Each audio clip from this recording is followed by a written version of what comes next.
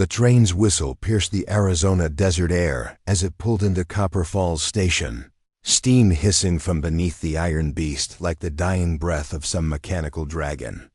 Victoria Hartwell clutched her carpetbag against her chest, feeling the weight of her mother's wedding ring sewn into the lining, the only thing of value she possessed in the world.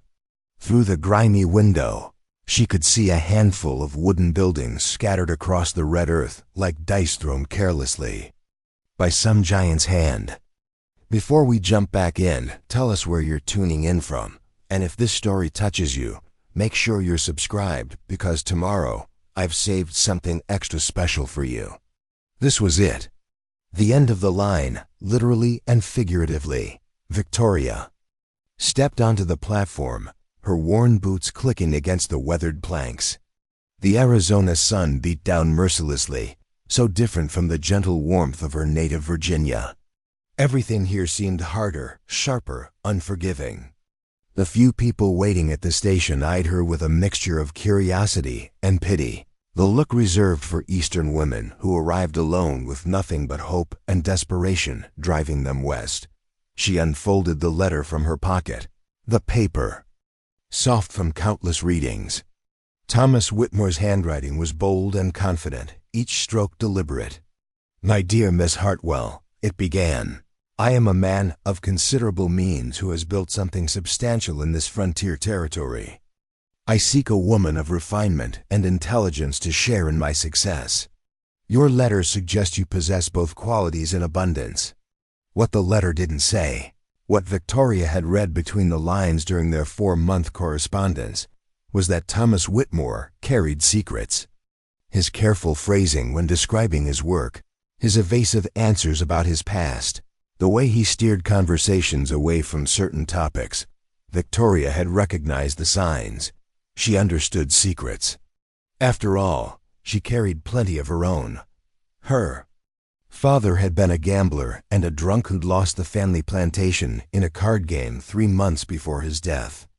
Her mother had died of consumption the following winter, leaving Victoria with nothing but debts and the whispered rumors that followed her family name through Richmond's social circles.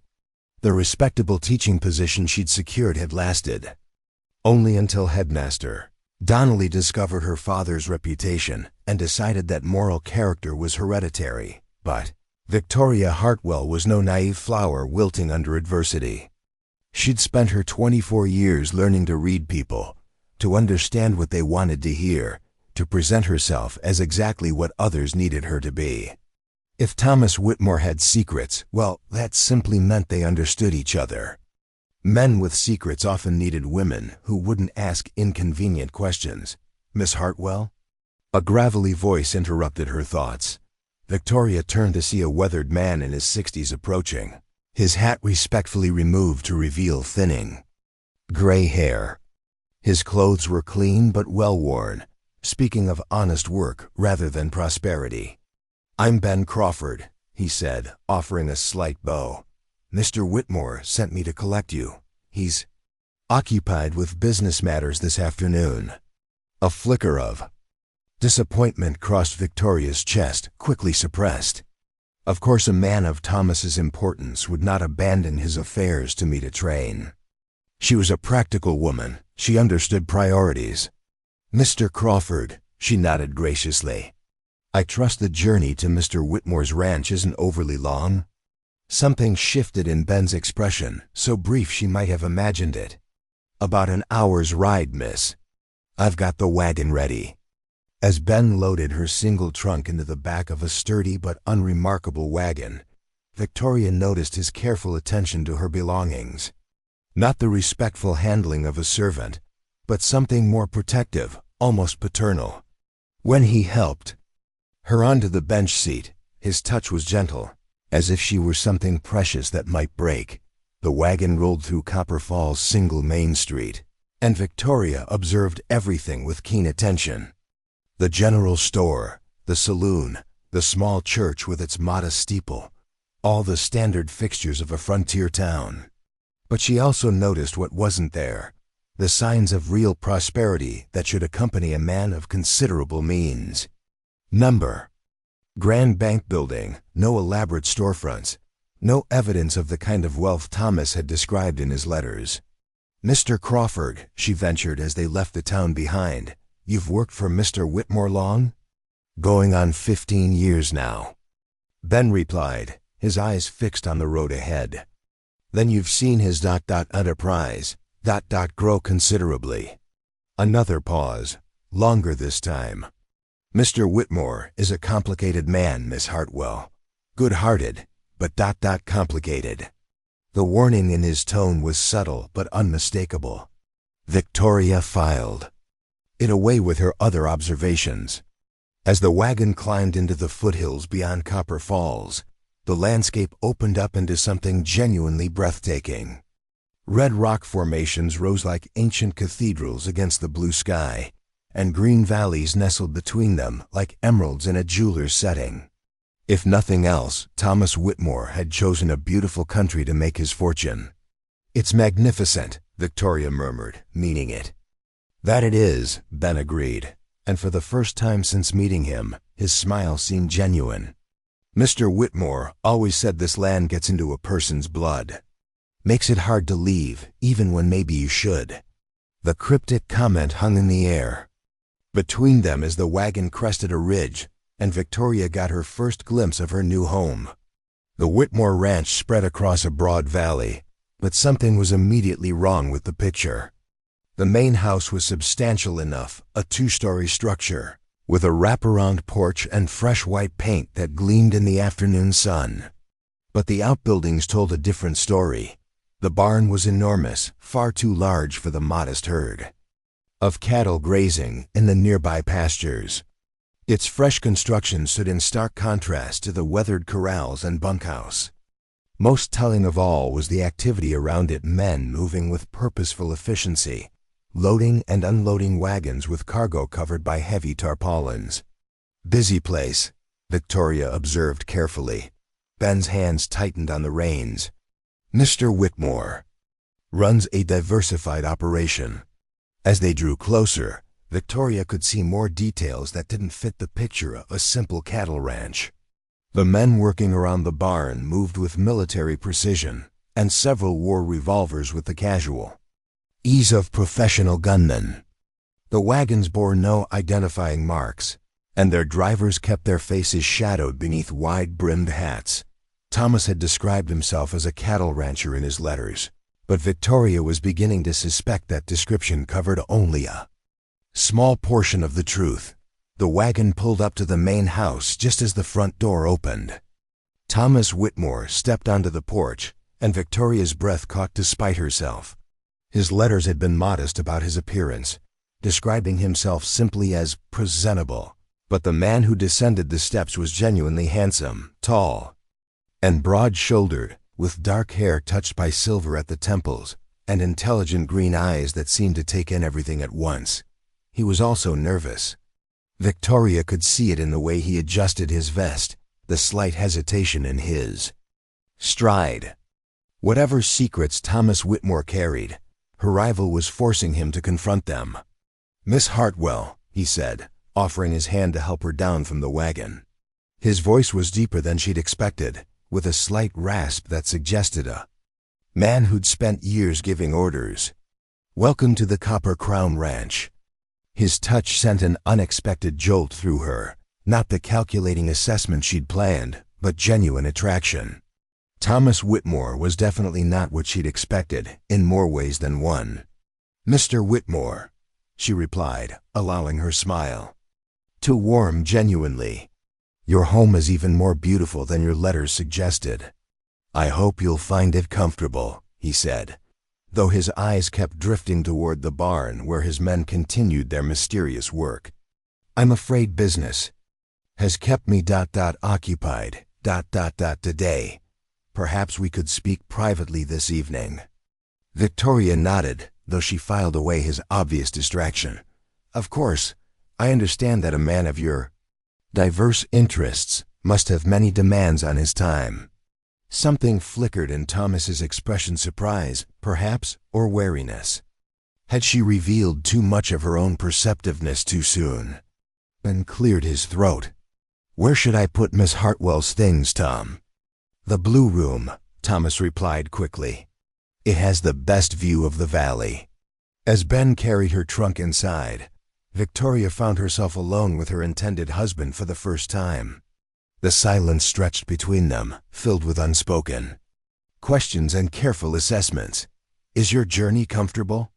Thomas asked finally. "Adequate," Victoria replied. "Though I confess I'm curious about your ranch. The barn is quite oppressive." Thomas's jaw tightened almost imperceptibly. "We process cattle for several neighboring ranchers. It requires substantial facilities." The lie came smoothly, but Victoria caught it nonetheless. Whatever was happening in that barn, it had nothing to do with cattle processing. The question was whether she should reveal her awareness now or wait to gather more information. A shout from the direction of the barn interrupted her thoughts. Both Victoria and Thomas turned to see a rider approaching at full gallop, dust streaming behind his horse like a comet's tail. The man's urgency was evident even from a distance. "Trouble?" Victoria asked mildly. Thomas's face had gone granite hard. "Excuse me," he said curtly. "Business calls." He strode toward the barn without another word, leaving Victoria standing alone on the porch. Through the valley air, she could hear fragments of urgent conversation words like sheriff, route, and tomorrow night. The pieces of Thomas Whitmore's puzzle were beginning to fall into place, and the picture they formed was not what she'd expected. Preparing and narrating this story took us a lot of time, so if you are enjoying it, subscribe to our channel. It means a lot to us. Now back to the story. Ben emerged from the house, dusting off his hands. "Your room's ready, Miss Hartwell. Can I get you anything? Water for washing? Something to eat?" "Water would be lovely," Victoria replied, her mind still processing what she'd observed. "Mr. Crawford, may I ask you something?" The older man's expression grew cautious. "I suppose. In your 15 years here, have you ever known Mr. Whitmore to process cattle?" Ben studied her face for a long moment, then sighed deeply. "Miss Hartwell, there's something you should understand about Tom Whitmore. He's a good man who's made some hard choices. The territory out here, it's not always kind to those who try to play by Eastern rules." "Meaning?" "Meaning sometimes a man does what he must to protect what's his, even if it means walking paths that might not lead straight to church on Sunday." Victoria absorbed this carefully worded warning. So Thomas Whitmore was not simply a cattle rancher, and whatever his true business was, it operated outside the law. The question was how far outside, and whether Victoria Hartwell, a woman with her own desperate need for security, could accept the reality of what she'd walked into. As she followed Ben into the house, Victoria caught one last glimpse of Thomas in animated conversation with his men. Even from a distance, she could see the authority in his bearing, the way the rough-looking men deferred to his judgment. Whatever else Thomas Whitmore might be, he was clearly a man who commanded respect through more than just wealth. The blue room was indeed beautiful, with windows overlooking the valley and furnishings that spoke of genuine taste rather than frontier pragmatism. Someone had placed fresh wildflowers on the dresser, and the bed was covered with a quilt that showed the work of skilled hands. As Victoria unpacked her few belongings, she reflected on the irony of her situation. She'd come west expecting to marry a man with secrets, prepared to accept those secrets in exchange for security and respectability. What she hadn't expected was to find herself genuinely attracted to the man behind the one mystery. But as the afternoon wore on and the activity around the barn intensified, Victoria began to suspect that Thomas Whitmore's secrets ran deeper than she'd imagined. And tomorrow night, whatever was happening tomorrow night, was going to reveal truths that might change everything. Standing at her window as the sun began to set behind the red rocks, Victoria Hartwell wondered if she was brave enough to face whatever reality lay hidden beneath the surface of the Copper Crown Ranch. She'd come seeking a sanctuary from her past, but she was beginning to fear she'd walked into something far more dangerous than poverty or social disgrace. The sound of approaching hoofbeats drew her attention back to the valley. More riders were arriving, their faces hard and their weapons visible. Whatever Thomas Whitmore's business was, tomorrow night was going to be significant. And Victoria Hartwell, mail-order bride from Virginia, was about to discover just how much. Her heart could break when she learned the truth about the man she'd traveled across a continent to marry. Victoria woke before dawn to the sound of wagon wheels and hushed voices drifting through her window. The activity that had begun yesterday afternoon was continuing under cover of darkness, and she found herself drawn to peek through the curtains at the shadowy figures moving purposefully around the barn. Whatever Thomas Whitmore's true business was, it operated best when decent folks were asleep. She dressed carefully in her second-best dress, a deep green cotton that brought out her eyes and suggested refinement without ostentation.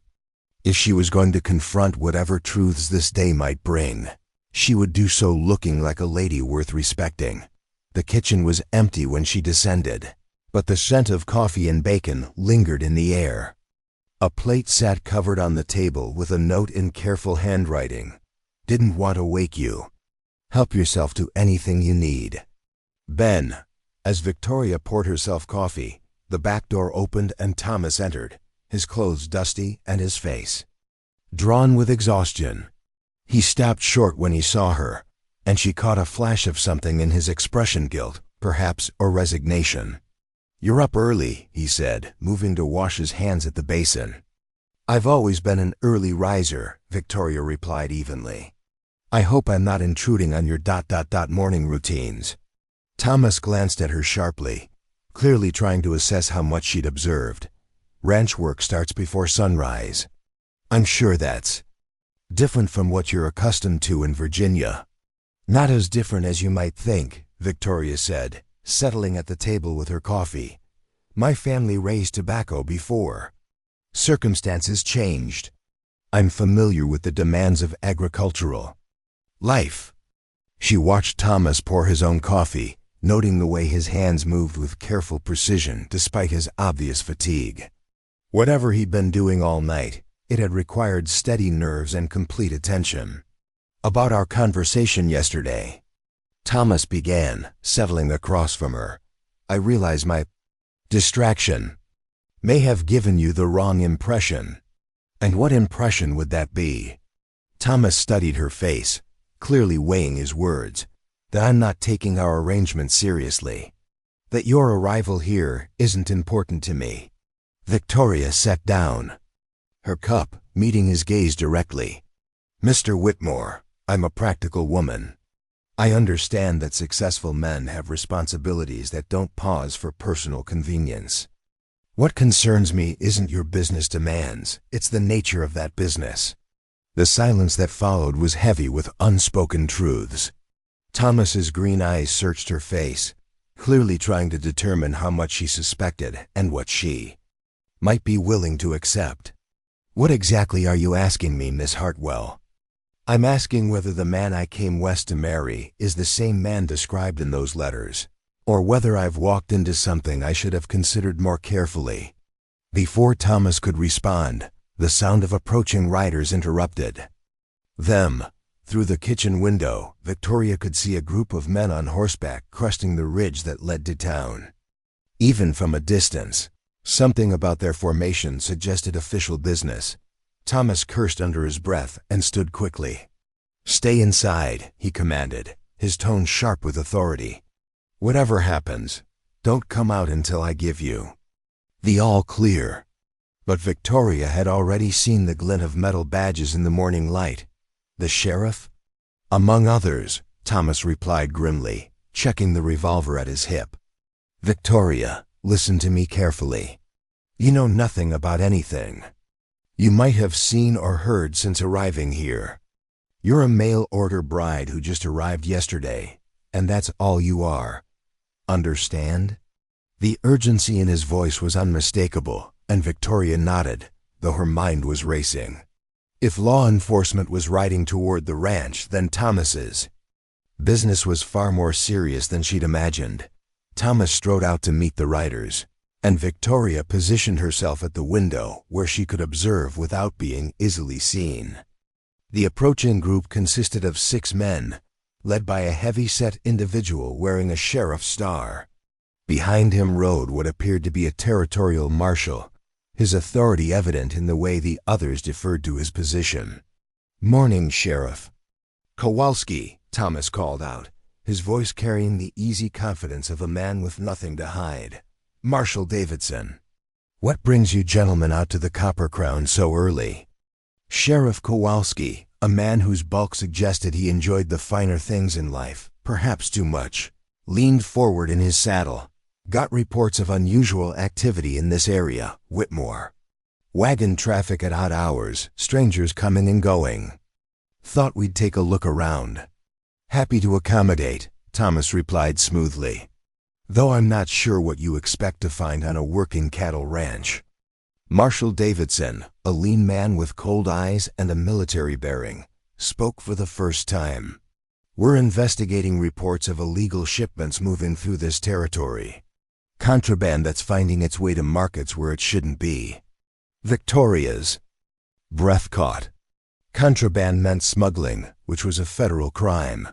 Whatever Thomas was hiding in that barn, it was serious enough to attract the attention of territorial authorities. "Contraband?" Thomas's laugh sounded genuine enough to fool someone who hadn't seen his carefully controlled expression. "Marshal, I run cattle and sell beef. If that's contraband, then every rancher in Arizona territory is a criminal." "Maybe," Marshal Davidson replied, dismounting. "Mind if we take a look at your facilities, just to satisfy curiosity?" Thomas spread his hands in a gesture of welcome. "By all means. Though I should mention I've got a visitor. My intended bride arrived yesterday from Virginia. I'd appreciate it if you'd keep the disruption to a minimum." Sheriff Kowalski's eyebrows rose with interest. "Mail-order bride? Ain't seen one of those in Copper Falls before. Eastern lady, is she?"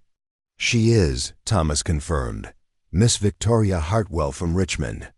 She's had a long journey, and I'd prefer not to subject her to unnecessary upset." As the lawmen began their inspection of the ranch buildings, Victoria found herself in an impossible position. She was witnessing what appeared to be a criminal investigation of the man she'd come west to marry, and she had no idea whether Thomas was guilty of whatever they suspected him of doing. Through the window, she could see Ben emerging from the bunkhouse, his face carefully neutral. Several other ranch hands appeared as well, all moving with the casual ease of men who had nothing to fear from law enforcement. Either they were all excellent actors, or the Copper Crown Ranch's illegal activities were run with remarkable compartmentalization. The barn doors stood open as Marshal Davidson and his men conducted their search. Victoria strained to see what they might find, but from her position, the interior remained shadowed and mysterious. Whatever Thomas stored there, it was either well hidden or had been moved during the night's activity. After what felt like hours but was probably only 30 minutes, the lawman emerged from the barn empty-handed. Victoria could see the frustration in Marshal Davidson's posture, the way he spoke in sharp, clipped sentences to his subordinates. "Find anything interesting?" Thomas asked, his tone still pleasant but carrying an undertone that suggested he knew exactly what they'd been looking for. "Nothing today," Marshal Davidson replied, remounting his horse. "But we'll be keeping an eye on this area, Whitmore. Contraband has a way of turning up where people least expect it." "I'm sure it does," Thomas agreed. "You gentlemen are welcome back any time. I've got nothing to hide." As the lawman rode away, Victoria saw Thomas's shoulders sag slightly with relief. Whatever they'd been searching for, they hadn't found it. But the fact that they'd been searching at all confirmed Victoria's growing suspicions about the true nature of the Copper Crown Ranch. When Thomas returned to the kitchen, his face was grim despite his apparent victory. "Well," Victoria said quietly, That was enlightening. Thomas poured himself fresh coffee with hands that weren't quite steady. Victoria, I need you to understand something. The territory can be a complicated place. Sometimes the law isn't as clear-cut as it might be back east. Are you a criminal? Victoria asked directly. The question hung between them like a blade. Thomas set down his cup and looked at her with an expression that mixed resignation and something that might have been regret. That depends on your definition of criminal, he said finally. Am I breaking territorial law? Probably. Am I hurting innocent people? No. Am I doing what I believe is necessary to survive and protect what's mine? Absolutely. Victoria absorbed this careful non-answer. What kind of contraband, Thomas? He winced at her use of his first name, as if the intimacy made his confession more painful. Weapons, he said quietly. I move firearms to Apache tribes who are trying to defend their land from encroachment. The admission struck Victoria like a physical blow. Gun running to hostile Indians was not just illegal, it was considered treasonous by most territorial authorities. Men had been hanged for less. The Apache are at war with the territorial government, Victoria said slowly. The Apache are fighting for survival, Thomas corrected. The government wants to force them onto reservations where they'll slowly starve or die of disease. I believe they have the right to defend themselves. And you're willing to risk everything, your ranch, your freedom, your life, to help them? Thomas met her gaze steadily. I am. Victoria rose from the table and walked to the window, staring out at the valley that had seemed so beautiful yesterday and now felt like a trap. She'd come west seeking a secure marriage to a successful rancher. Instead, she'd found herself engaged to a man whose idealism could get them both killed. How long? She asked without turning around. How long is it? How long have you been running guns to the Apache? 3 years, Thomas admitted. Since they moved against the Chiricahua reservation. And how long before you're caught? Thomas was quiet for so long that Victoria turned to look at him. His face was haggard, aged beyond his years by the weight of dangerous choices. I don't. No, he said honestly. Davidson's getting closer. Someone's been talking, giving him information about routes and timing. Yesterday's shipment was supposed to go out last night, but we had to delay because of their visit. Someone's betraying. You? It looks that way. Victoria returned to the table, sitting down across from Thomas and studying his face carefully. Why? She asked finally. Why what? Why risk everything for people you don't even know? Why not just run cattle and live quietly? Thomas's expression softened, revealing the idealism beneath his practical exterior. Because I've seen what happens on the reservations, Victoria. I've seen children starving because the government rations never arrive. I've seen proud warriors reduced to begging for scraps. I've seen people dying slowly because they trusted promises that were never meant to be kept. And you think giving them weapons will change that? I think giving them the means to defend themselves gives them a choice. Maybe they'll choose to fight and die free rather than surrender and die slowly. Victoria stared at this man who had become a stranger in the space of a single conversation. Thomas Whitmore, who had written those careful, charming letters, was gone, replaced by someone driven by conscience toward almost certain destruction. What about me? She asked quietly. What happens to your mail-order bride when Marshal Davidson finally gets the evidence he needs?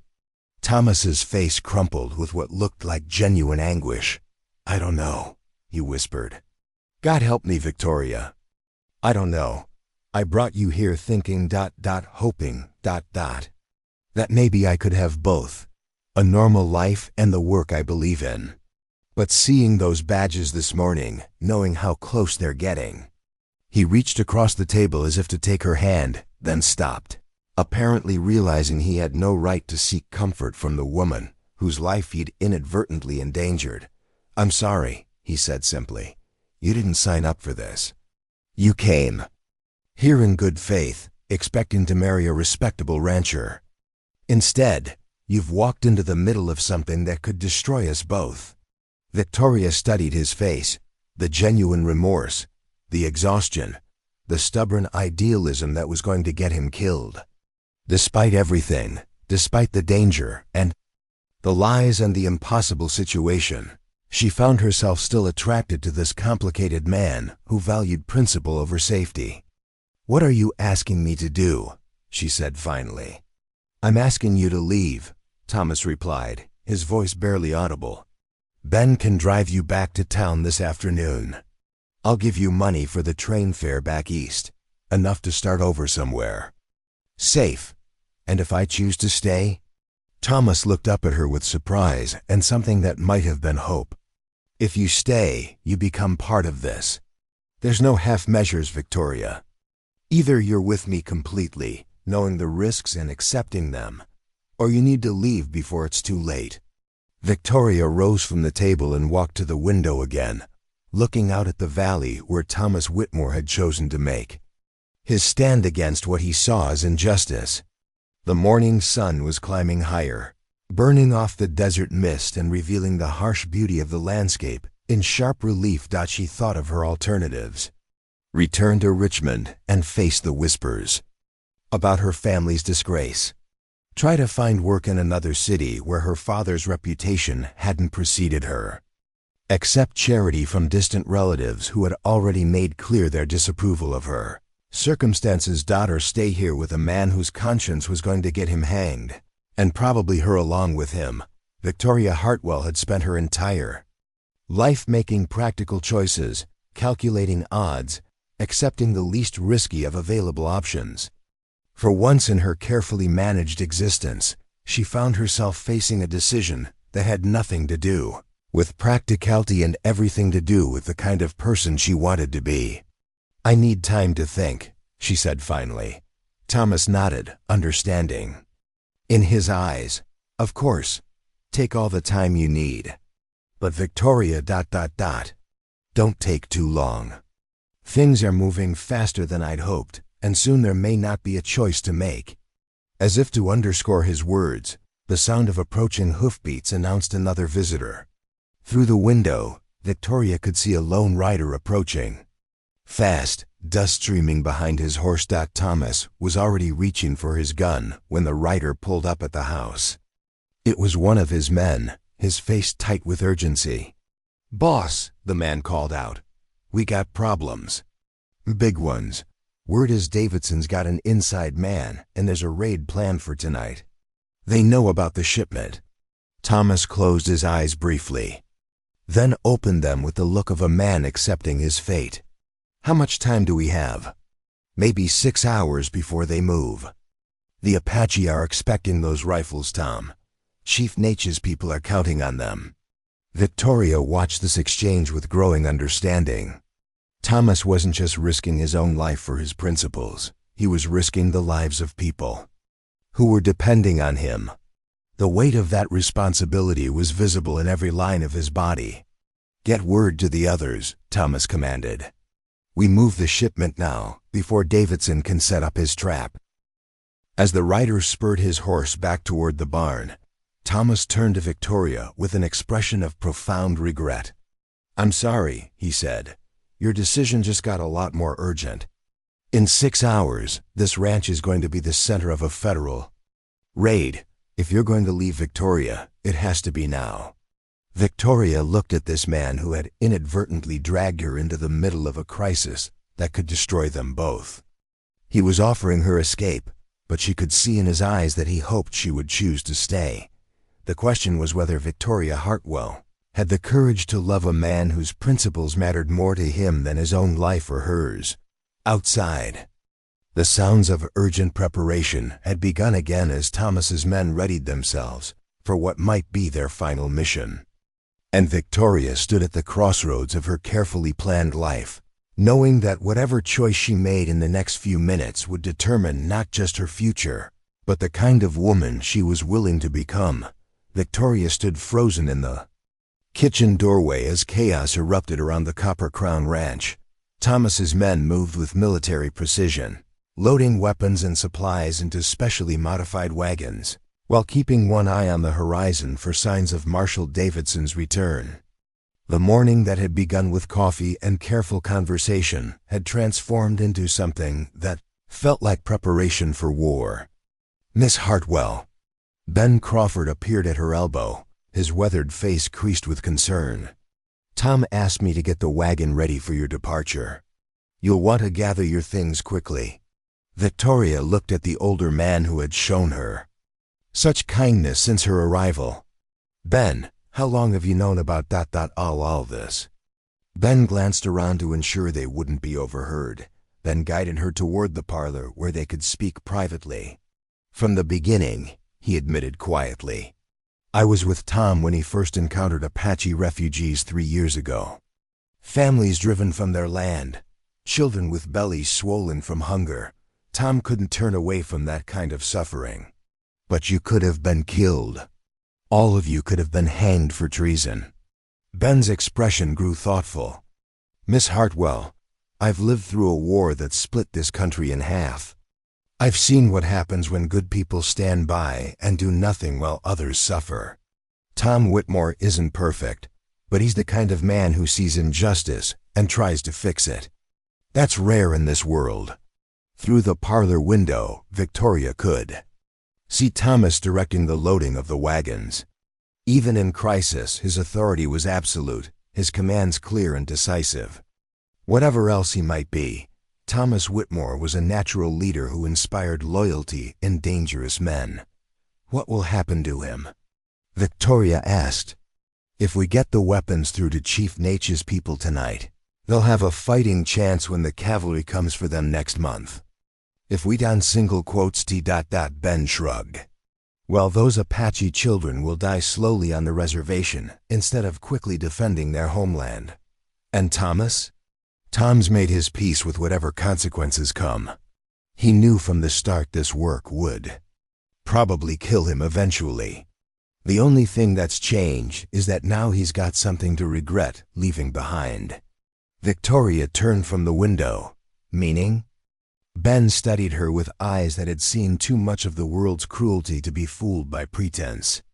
"Meaning he's fallen in love with a woman who deserves better than to be widowed before she's even properly wed." The words hit Victoria like a physical blow. Love, in all her careful calculations about marriage and security, she hadn't seriously considered that actual love might complicate the equation. Thomas's letters had been charming and thoughtful, but she'd approached their correspondence as a business arrangement.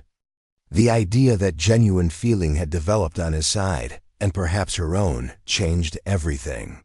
"He barely knows me," Victoria protested. "Miss Hartwell, I've known Tom Whitmore for 15 years. I've never seen him look at a woman the way he looked at you yesterday when you stepped down from that wagon. And I've never seen him this torn up about anything, including the prospect of federal prison." Before Victoria could respond, the parlor door burst open and Thomas strode in, his face dark with urgency. "Victoria, you need to leave now." Davidson's men were seen heading back this way with reinforcements. "We've got maybe 2 hours before this place is surrounded. Where will you go?" Victoria asked. "There's a canyon route through the mountains that Davidson doesn't know about. If we can get the weapons through tonight, Chief Nache can disperse his people before the cavalry arrives. But it's a one-way trip. We won't be coming back to the ranch." Victoria felt her world shift beneath her feet. "You're abandoning everything you've built here?" Thomas's jaw tightened. "Everything I've built here was temporary. I always knew this day would come. The work is what matters, not the place. And after tonight? After tonight, Thomas Whitmore ceases to exist. I'll disappear into Mexico, or California, start over under a different name." His green eyes searched her face desperately. "Victoria, I'm begging you to take Ben's wagon and get as far from here as possible. When Davidson raids this place and finds it empty, he's going to be furious. Anyone associated with me will be considered suspect." Victoria looked between Thomas and Ben, seeing the genuine concern in both men's faces. They were offering her Escape from a situation that was about to become deadly, and she knew she should accept their offer. The practical voice in her head, the one that had guided her through years of careful survival, was screaming at her to take the wagon and run. But another voice, one she barely recognized, was asking different questions. What kind of woman walked away when people were depending on her? What kind of person chose safety over justice? How many Apache will die if those weapons don't get through? She asked quietly. Thomas blinked, clearly not expecting the question. Nate has about 200 people with him. Men, women, children, without weapons to defend themselves. They'll all die. Eventually, yes. Victoria moved to the window and looked out at the frantic activity in the yard.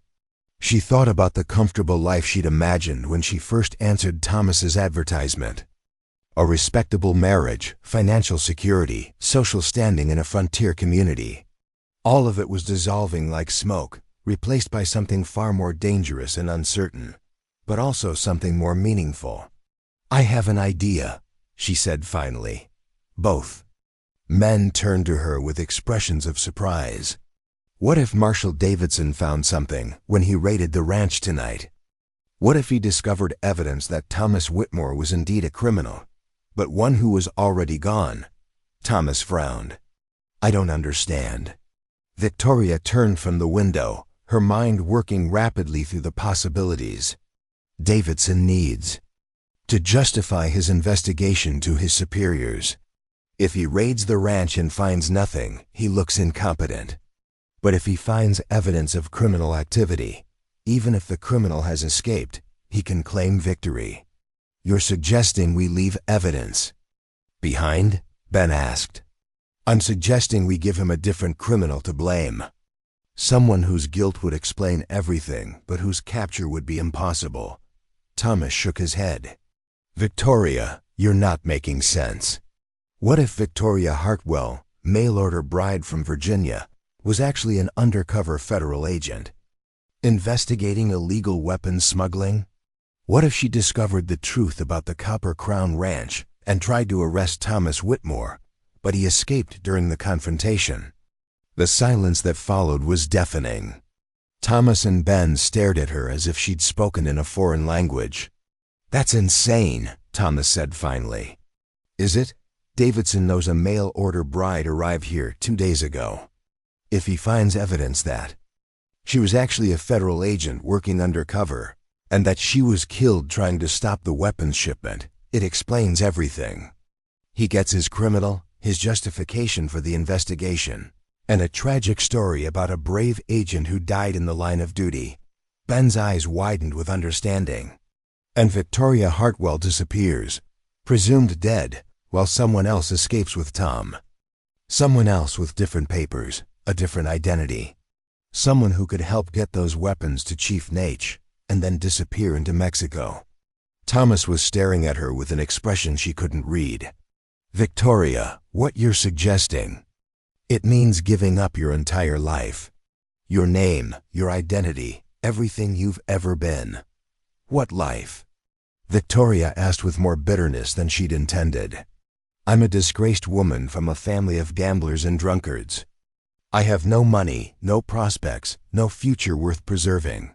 The only thing Virginia Hartwell had to offer was her ability to disappear when necessary. And you're willing to do that? To become someone else entirely? Victoria looked at Thomas, seeing not just the handsome man who had written her charming letters, but the complicated idealist who was willing to die for his principles. She thought about the Apache children Ben had described, the families facing starvation or death. She thought about the kind of person she wanted to be when the choices mattered most. Yes, she said simply, I am. Thomas crossed the room in 3 quick strides and took her hands in his. Victoria, you don't understand what you're saying. Once we start down this path, there's no going back. You'll be dead to the world, wanted by federal authorities, living as a fugitive for the rest of your life. And you'll be with me?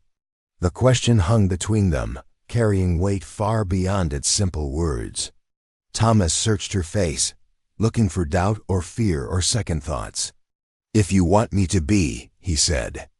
"Finally, then I have everything I need." Ben cleared his throat. "Folks, I hate to interrupt this moment, but if we're going to make this work, we need to start planning now. Davidson will be back before sunset." For the next hour, the three of them worked out the details of Victoria's desperate plan.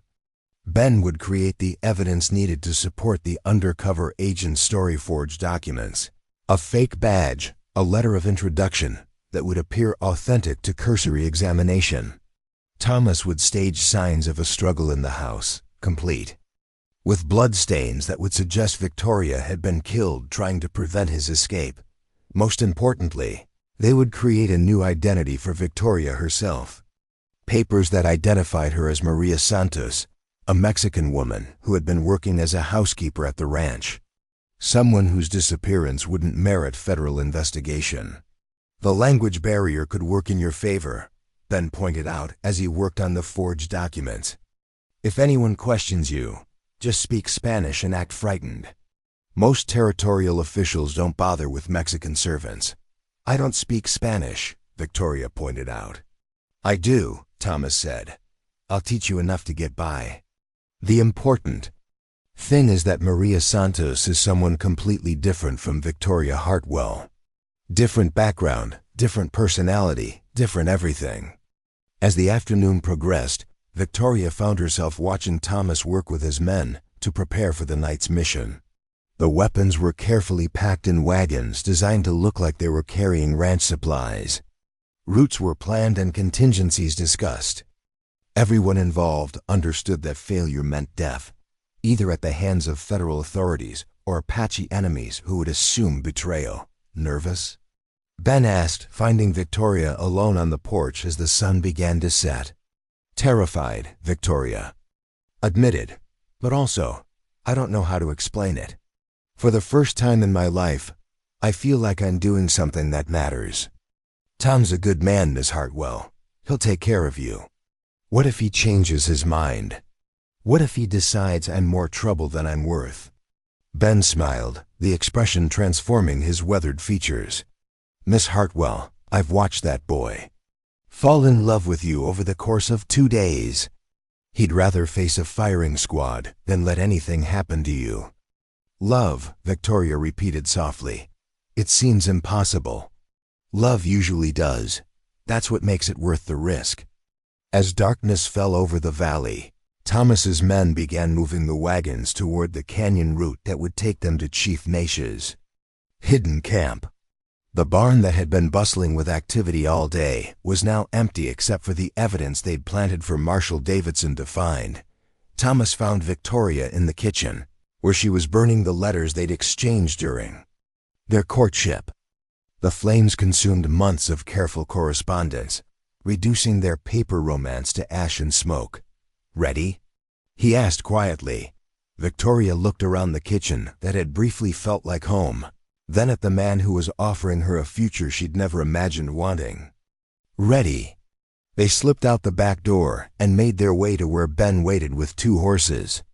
In the distance, Victoria could see the lights of approaching riders, Davidson and his reinforcements, arriving right on schedule. "This is it," Thomas murmured, helping Victoria into the saddle. "Last chance to change your mind." Victoria looked back at the ranch house one final time, then at the man beside her who was risking everything for people he'd never met. "I'm not changing my mind." As they rode into the darkness toward an uncertain future, Victoria Hartwell ceased to exist. In her place rode Maria Santos, a frightened Mexican woman fleeing into the night with the man she was learning to love. Behind them, the lights of Davidson's raid party grew brighter as they approached the ranch that would soon reveal the tragic story of an undercover federal agent who had died trying to stop an illegal weapons shipment. And ahead of them lay the dangerous journey to deliver weapons to people who desperately needed them. Guided by a man whose conscience had made him an outlaw and whose heart had made him willing to share his exile with a woman brave enough to choose love over safety, the transformation was complete. Victoria Hartwell, a respectable mail-order bride from Virginia, was dead. Maria Santos, fugitive and partner to a gunrunner, was born under the Arizona stars as they rode toward whatever destiny awaited them in the mountains ahead. The mountain trail was treacherous in the darkness, winding through narrow passes where loose rocks could send a horse tumbling into unseen ravines. Maria Santos, she had to think of herself by that name now, gripped her reins tightly as her mount picked its way carefully along the rocky path. Behind them, the lights of Marshal Davidson's raid on the Copper Crown Ranch had long since disappeared. But the knowledge that there was no turning back weighed heavily on her shoulders. Thomas rode ahead, his silhouette barely visible against the star-filled sky. He moved with the confidence of a man who knew these mountains intimately, but Maria could sense the tension in his posture. Every shadow could hide federal agents. Every sound could signal discovery. They were fugitives now, carrying enough illegal weapons to earn them both a rope if caught. How much farther? Maria whispered when Thomas called a brief halt to rest the horses. Another 6 miles to the first cache point, Thomas replied, dismounting to check his horse's hooves. We'll meet up with the main convoy there. Maria slid down from her saddle, her legs unsteady after hours of hard riding. The transformation from Victoria Hartwell to Maria Santos was more than just a change of papers. It required her to become someone entirely different. Someone who belonged in this harsh landscape, who could survive what lay ahead. Tell me about Chief Nate, she said, grateful for the excuse to practice her new identity through conversation. Thomas looked surprised by the question. What do you want to know? Everything. If I'm going to be part of this, I need to understand who we're helping and why. Thomas studied her face in the moonlight, and Maria saw something shift in his expression, a recognition that she was no longer the Eastern bride who had stepped off the train 2 days ago. She was becoming his partner in truth, not just in deception. Nate is Cochise's son, Thomas began, settling on a boulder beside the trail. When his father died, he tried to honor the peace treaty the old chief had signed with the territorial government. But the government kept changing the terms, moving the boundaries, and reducing the rations. So he went to war. He went back to living free. The government calls it war because he refuses to let his people starve on a reservation. Thomas's voice carried deep respect. Nate is fighting to preserve a way of life that goes back thousands of years. The weapons we're bringing aren't for conquest, they're for survival. Maria absorbed this, understanding now why Thomas was willing to risk everything. How did you first meet him? 3 years ago, I found a group of Apache refugees hiding in one of my canyons. Women and children mostly, fleeing a cavalry raid on their camp. They were starving, desperate. Thomas's hands clenched involuntarily. The children. God, Maria, some of them were so weak they could barely stand. What did you do? Feed them. Gave them medical supplies. Hidden them until they could rejoin Nate's band. Thomas looked up at the stars. That's when I realized I couldn't just stand by and watch genocide happen in the name of civilization. The word genocide hung in the mountain air like an accusation. Maria had read newspaper accounts of the Indian wars that painted them as necessary steps toward progress. Sitting here in the darkness with a man whose conscience had made him a criminal, she was beginning to understand how much those newspapers had omitted. The woman who wrote those letters to you, Maria said carefully. Victoria Hartwell, she never would have understood this. Thomas turned to look at her. What do you mean? She was looking for security, respectability, and a comfortable life. She would have seen your work as a threat to everything she wanted. Maria met his gaze steadily. But Maria Santos has nothing to lose and everything to gain by standing with someone who fights for justice. Something flickered in Thomas's eyes, gratitude. Perhaps, or recognition that the woman beside him was choosing to be here rather than being trapped by circumstances. Maria, he said softly, "Are you sure about this? Really sure? Because once we deliver these weapons, there's no going back to any kind of normal life." "Normal was overrated," Maria replied with a smile that felt more genuine than any she'd worn as Victoria Hartwell. "Besides, I'm beginning to think I was never meant for normal." They remounted and continued their journey through the mountain passes. As they rode, Thomas began teaching Maria the Spanish phrases she would need to maintain her new identity. More than that, he shared stories about the people they were going to help, not just Chief Naish, but the families who depended on him for protection. "There's a woman named Alope," Thomas said as they navigated a particularly treacherous switchback. "She lost her husband in a cavalry raid last year.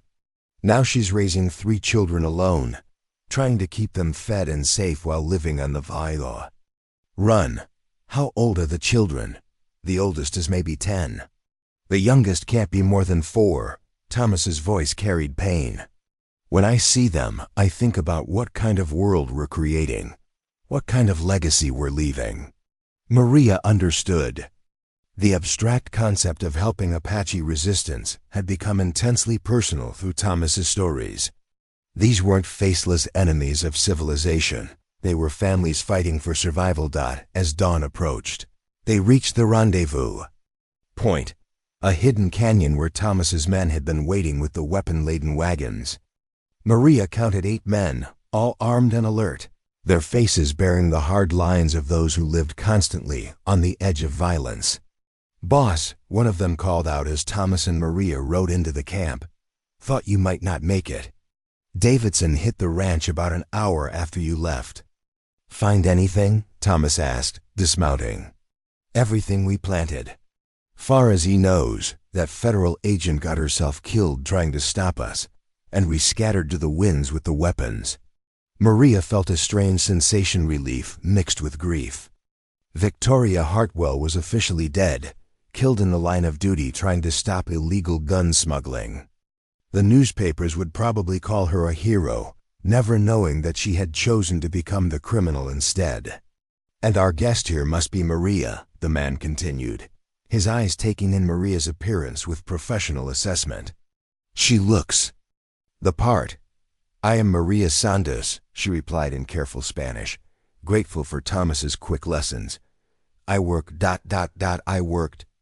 At the ranch, the men exchanged approving looks.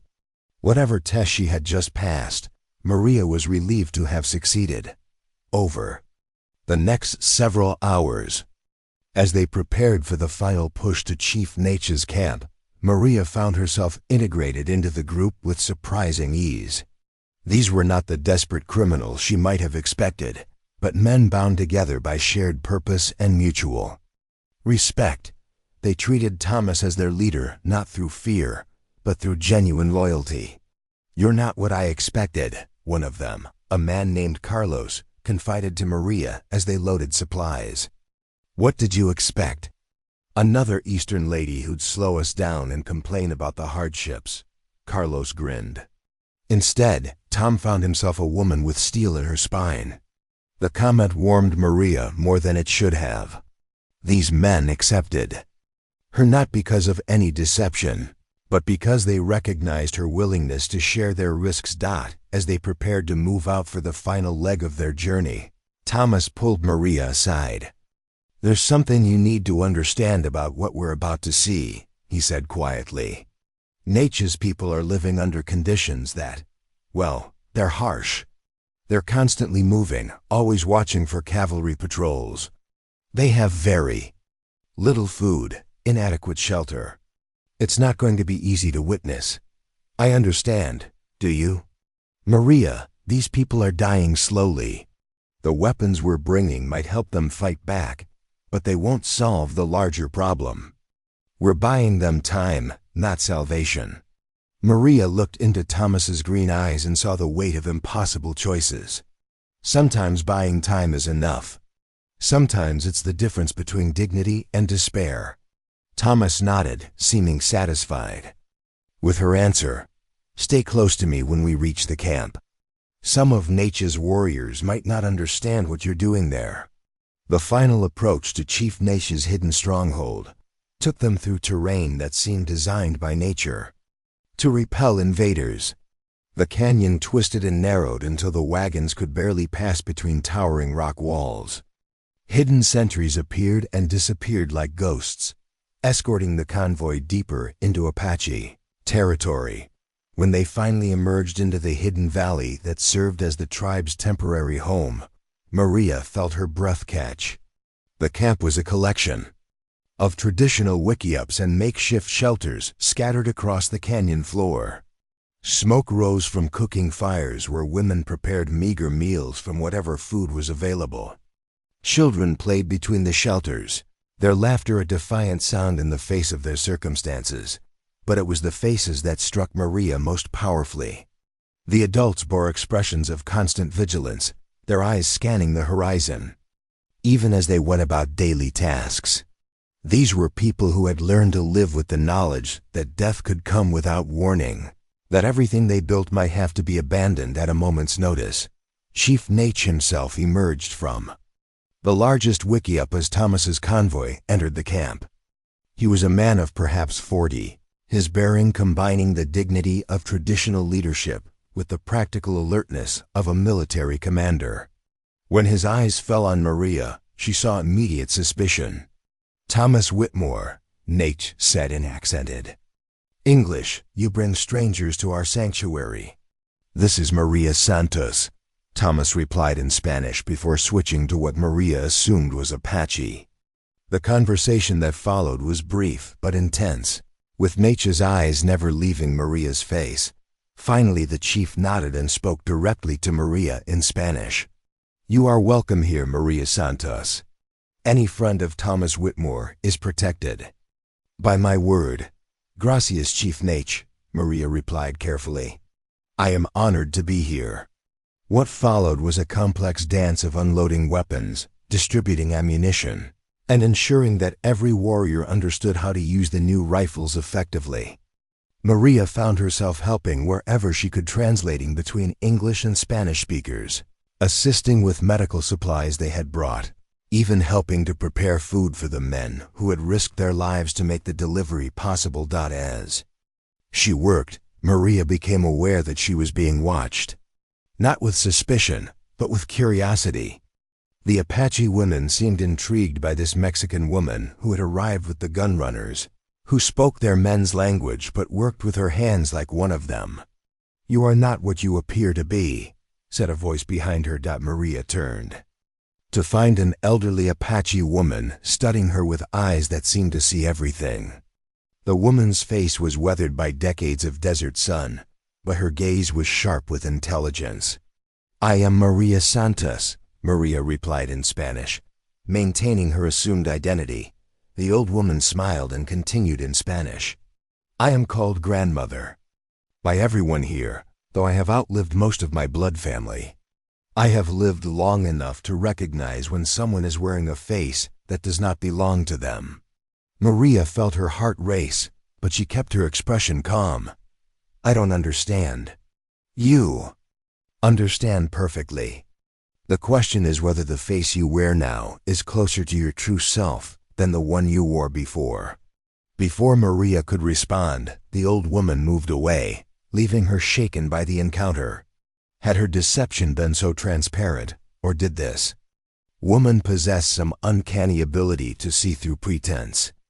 As evening fell over the hidden camp, Thomas found Maria sitting alone near one of the cooking fires, lost in thought. "Regrets?" he asked, settling beside her. "No regrets," Maria replied honestly. "But I'm beginning to understand what I've gotten myself into." "The old woman spoke to you?" It wasn't a question, and Maria nodded. "She saw right through me." "Grandmother sees through everyone." The Apache believe some people are born with the ability to see souls rather than faces. Thomas was quiet for a moment. "What did she see in you?" Maria considered the question carefully. "I think she saw someone who was tired of pretending to be what other people expected her to be." Thomas reached over and took her hand, a simple gesture that somehow felt more intimate than anything they had shared as potential husband and wife. "Maria," he said quietly, I want you to know that whatever happens next, whatever dangers we face, I'm grateful you chose to stay. Not just because we need help, but because I can't imagine facing this without you anymore." Maria looked into his eyes and saw not the charming rancher who had written those careful letters, but the man who had shown her what it meant to live according to conscience rather than convenience. "Thomas," she replied, "I think I'm falling in love with the person I become when I'm with you." As the stars emerged over the hidden valley where Apache families huddled around their fires, Maria Santos, formerly Victoria Hartwell, realized that she had found something she hadn't even known she was looking for. Not security or respectability, but purpose. Not a comfortable life, but a meaningful one. Tomorrow would bring new dangers. Marshal Davidson would be hunting them with federal authority behind him. The Apache would face cavalry attacks armed with weapons that might not be enough to save them. Thomas and Maria would begin their new lives as permanent fugitives from the law. But tonight, in this hidden sanctuary where people fought for the right to live free, Maria had found her true home. And the man beside her, whose conscience had made him an outlaw, had become more precious to her than any respectable marriage ever could have been. The transformation was complete in ways she was only beginning to understand. Victoria Hartwell had sought a husband to provide for her. Maria Santos had found a partner worth fighting beside, whatever the cost.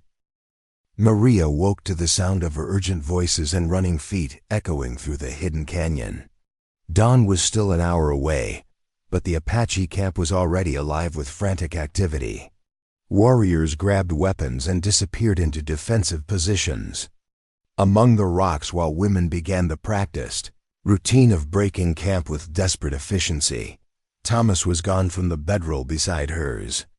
Maria sat up quickly, her heart pounding as she tried to understand what was happening. Through the pre-dawn darkness, she could see Chief Nate issuing rapid commands to his men while Thomas stood beside him, both their faces grim with shared knowledge. Maria, the old woman they called grandmother, appeared at her side, moving with surprising speed despite her age. "Come quickly, help with the children. What's happening?" Maria asked, scrambling to her feet and following the elder toward a cluster of wickiups where Apache mothers were hastily packing their few possessions. "Cavalry patrol," grandmother replied tersely. "Large one. They found our trail 3 days ago and followed it into the mountains." Maria's blood turned to ice. "How many soldiers?" "Enough." Grandmother's weathered hands worked efficiently, rolling blankets and gathering supplies. "The scouts say they are being led by someone who knows these mountains. Someone who has been here before." As Maria helped load children and supplies onto the pack animals, her mind raced through the implications. A cavalry patrol that knew the mountain trails, led by someone familiar with Apache hideouts. This wasn't a random sweep. Someone had given them specific information about where to find Chief Nate's band. There, one of the Apache warriors called out in Spanish, pointing toward the rim of the canyon. Even in the dim light, Maria could see the glint of metal and the movement of mounted figures against the skyline. The cavalry had found them. Thomas appeared at Maria's side, his face dark with fury. "We've been betrayed," he said quietly. "Someone told them exactly where to look. Who? I have my suspicions." Thomas helped lift a small child onto one of the pack horses. "But right now we need to focus on getting these people out of here alive." The next hour was a nightmare of controlled chaos. The Apache had planned for this scenario, but planning and execution were different things entirely. With children and elderly to protect, they couldn't simply scatter into the rocks and disappear. They needed time to get the most vulnerable members of their band to safety, and time was exactly what they didn't have. Chief Nate appeared beside them, his usually calm demeanor strained with the weight of impossible decisions. "Thomas," he said in English, "take your men and go. There's no reason for you to die with us today." "Like hell," Thomas replied firmly. "We brought you weapons for a reason." Now we'll help you use them." Naish studied Thomas's face, then nodded with deep respect. "Then we make our stand at the Narrows. If they want to reach our families, they will have to come through us." Maria felt a chill that had nothing to do with the morning air. She understood military tactics well enough to know what making a stand meant. The warriors would position themselves at the canyon's narrowest point and fight to the death to buy time for the women and children to escape through the back trail. "Thomas," she said quietly, pulling him aside, "let me go with the families. You don't need to worry about protecting me during the fight." Thomas turned to her with an expression of such fierce protectiveness that Maria stepped back involuntarily. "Maria, I am never letting you out of my sight again. Not after what we've been through. Not when I might lose you. But I'll be safer with the families." "No, you won't." Thomas's voice was flat with certainty. "Whoever betrayed us knows about you too. They know Maria Santos was at the ranch, and they know she disappeared the same night as the weapons. If the cavalry captures the families, they'll interrogate everyone. Your Spanish might fool casual questioning, but not a determined interrogator who knows what to look for." The horrible logic of his argument struck Maria like a physical blow. Her transformation from Victoria Hartwell to Maria Santos had protected her from federal investigation, but it had also made her a target. If the cavalry was specifically hunting Thomas's associates, then she was marked for capture or death either way. "Then what do? We fight," Thomas said simply. "And we hope we fight well enough to give everyone else a chance." As the sun finally crested the canyon rim, the sound of approaching hoofbeats echoed off the rock walls. The cavalry was moving in carefully, their formation suggesting they expected resistance. Maria counted at least 30 mounted soldiers, plus what appeared to be Apache scouts working for the government. "Traitors," one of Nature's warriors spat in Spanish, seeing the scouts. "Our own people are leading the enemy to our children." Thomas positioned Maria behind a boulder that offered good cover and handed her one of the new rifles they'd delivered. "Do you know how to use this?" Maria examined the weapon, her father's hunting lessons from childhood coming back to her. "Well enough." "Good, because we're about to find out if these Apache are as good with our guns as they are with their traditional weapons." The cavalry patrol paused at the mouth of the narrow canyon, clearly aware they were riding into a potential trap. Through the morning air, Maria could hear shouted commands in English as the soldiers organized themselves for an assault on the hidden stronghold. Then a voice rang out that made Maria's blood freeze in her veins. Marshal Davidson, his authority carrying clearly in the mountain air, was personally leading this raid. "This is United States Marshal Davidson," he called out. "I know you're in there, Nate. I'm also looking for the fugitive Thomas Whitmore and his associates. Surrender now, and I guarantee safe passage to the reservation for your families." Chief Nature's response was swift and definitive. An arrow appeared in the dirt directly in front of Davidson's horse, its message unmistakable. "So be it," Davidson's voice carried a note of grim satisfaction. "All right, boys. They want to do this the hard way." What followed was unlike anything Maria had ever experienced. The cavalry charged into the narrow canyon, and the Apache warriors opened fire with their new rifles from concealed positions among the rocks. The sound was deafening, amplified by the stone walls until it seemed like the mountains themselves were screaming. Maria found herself firing at mounted figures that appeared and disappeared among the rocks, her rifle adding to the deadly chorus that echoed through the canyon. Beside her, Thomas moved with deadly efficiency, his shots finding their targets with grim precision. But despite their superior position and better weapons, the Apache were vastly outnumbered. For every soldier that fell, 2 more seemed to take his place. And Maria began to notice something that filled her with growing dread. The cavalry seemed to know exactly where the Apache defensive positions were located. "They're flanking us."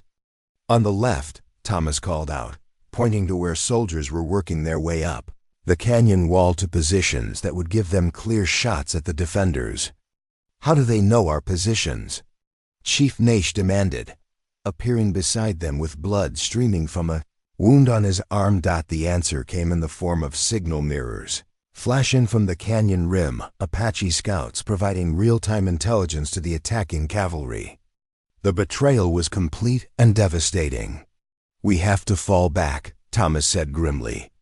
"They know every position, every escape route. Someone has given them everything." As if summoned by his words, a new voice joined the battle's chaos. "Thomas!" "Whitmore!" The shout came from Marshal Davidson himself, now dismounted and advancing with a squad of soldiers. "I know you're here. I know all about your little gun-running operation." Maria felt her world tilt as Davidson continued shouting, "I also know all about your partner. Victoria Hartwell wasn't killed at your ranch. She's here with you right now." The words hit Maria like rifle bullets. Victoria Hartwell wasn't dead. Her carefully constructed deception had been penetrated, her new identity exposed. But how was that possible? "That's right, Miss Hartwell." Davidson's voice carried cruel satisfaction.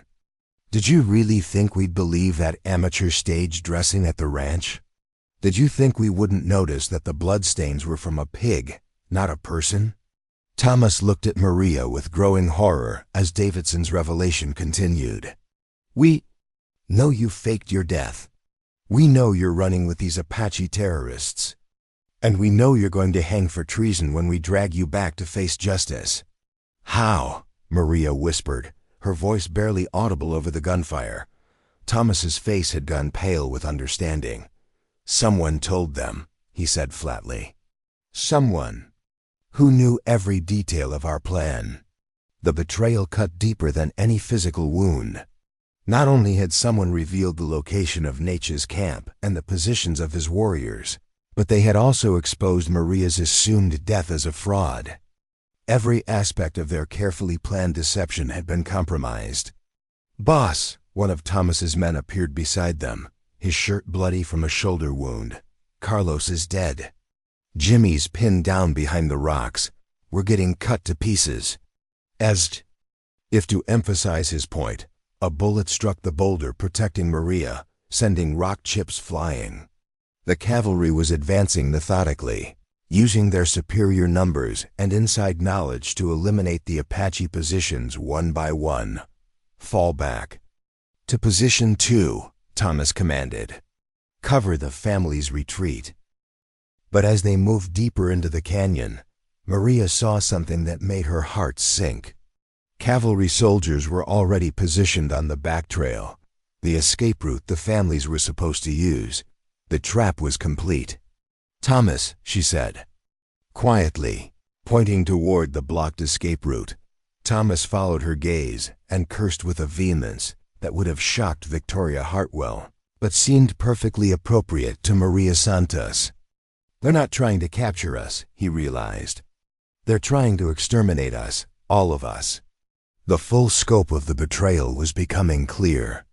This wasn't a law enforcement operation designed to arrest criminals. It was a military action, intended to eliminate Chief Naish's band entirely. The women and children weren't being offered safe passage to a reservation.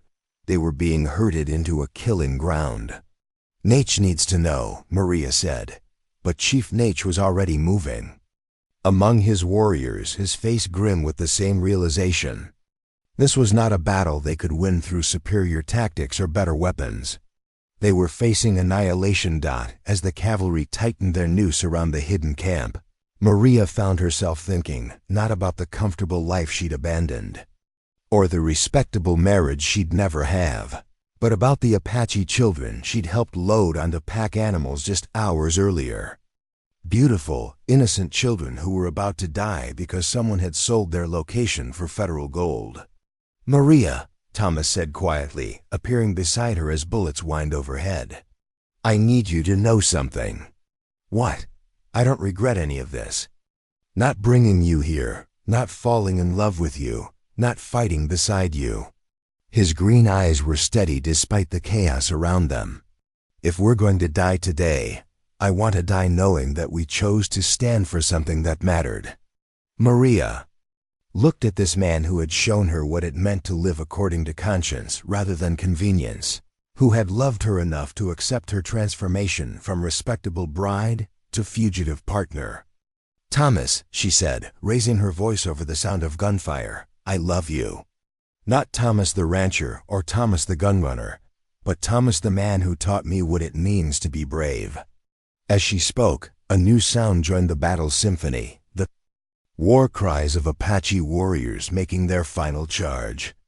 Chief Nate had decided that if his people were going to die, they would die fighting rather than hiding. The canyon erupted in a crescendo of violence as desperate warriors threw themselves against overwhelming odds, buying precious minutes for their family's escape.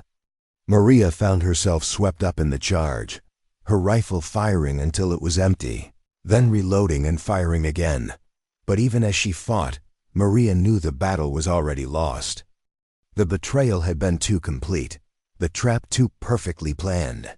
Someone who knew every detail of their operation had sold that knowledge to Marshal Davidson, and now everyone was going to pay the price.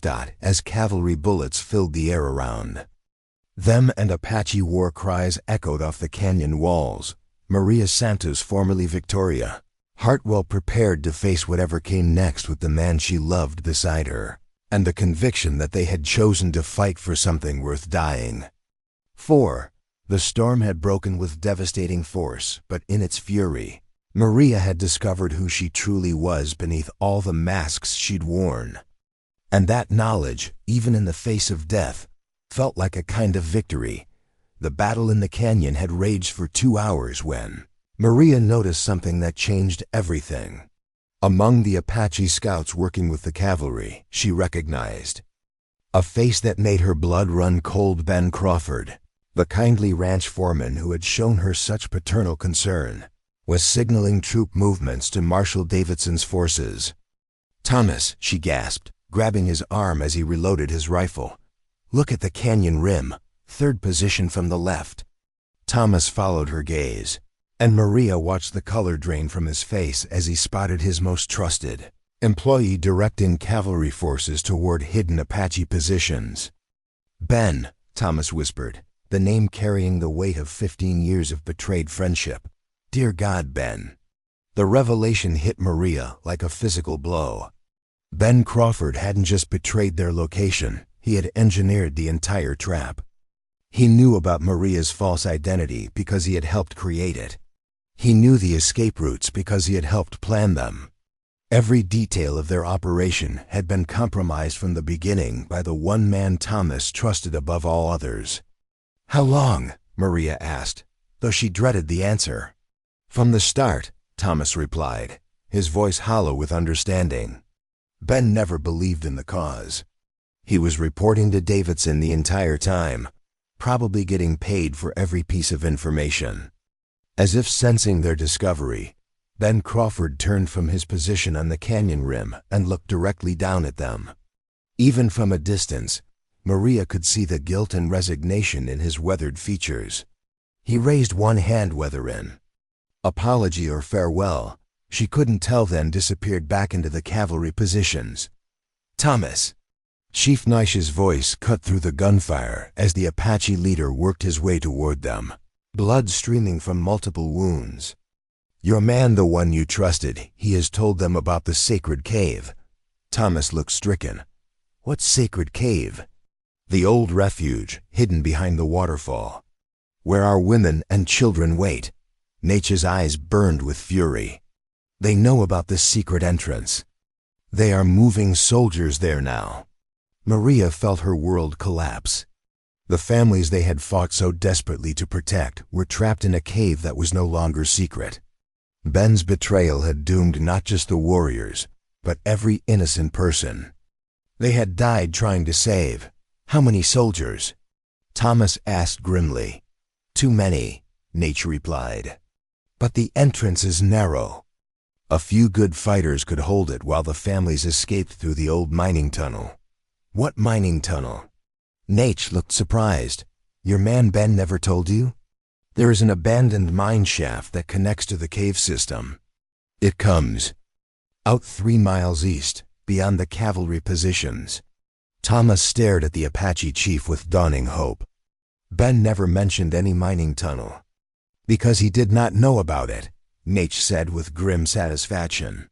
It is an old secret, known only to my father's generation and passed down through the women.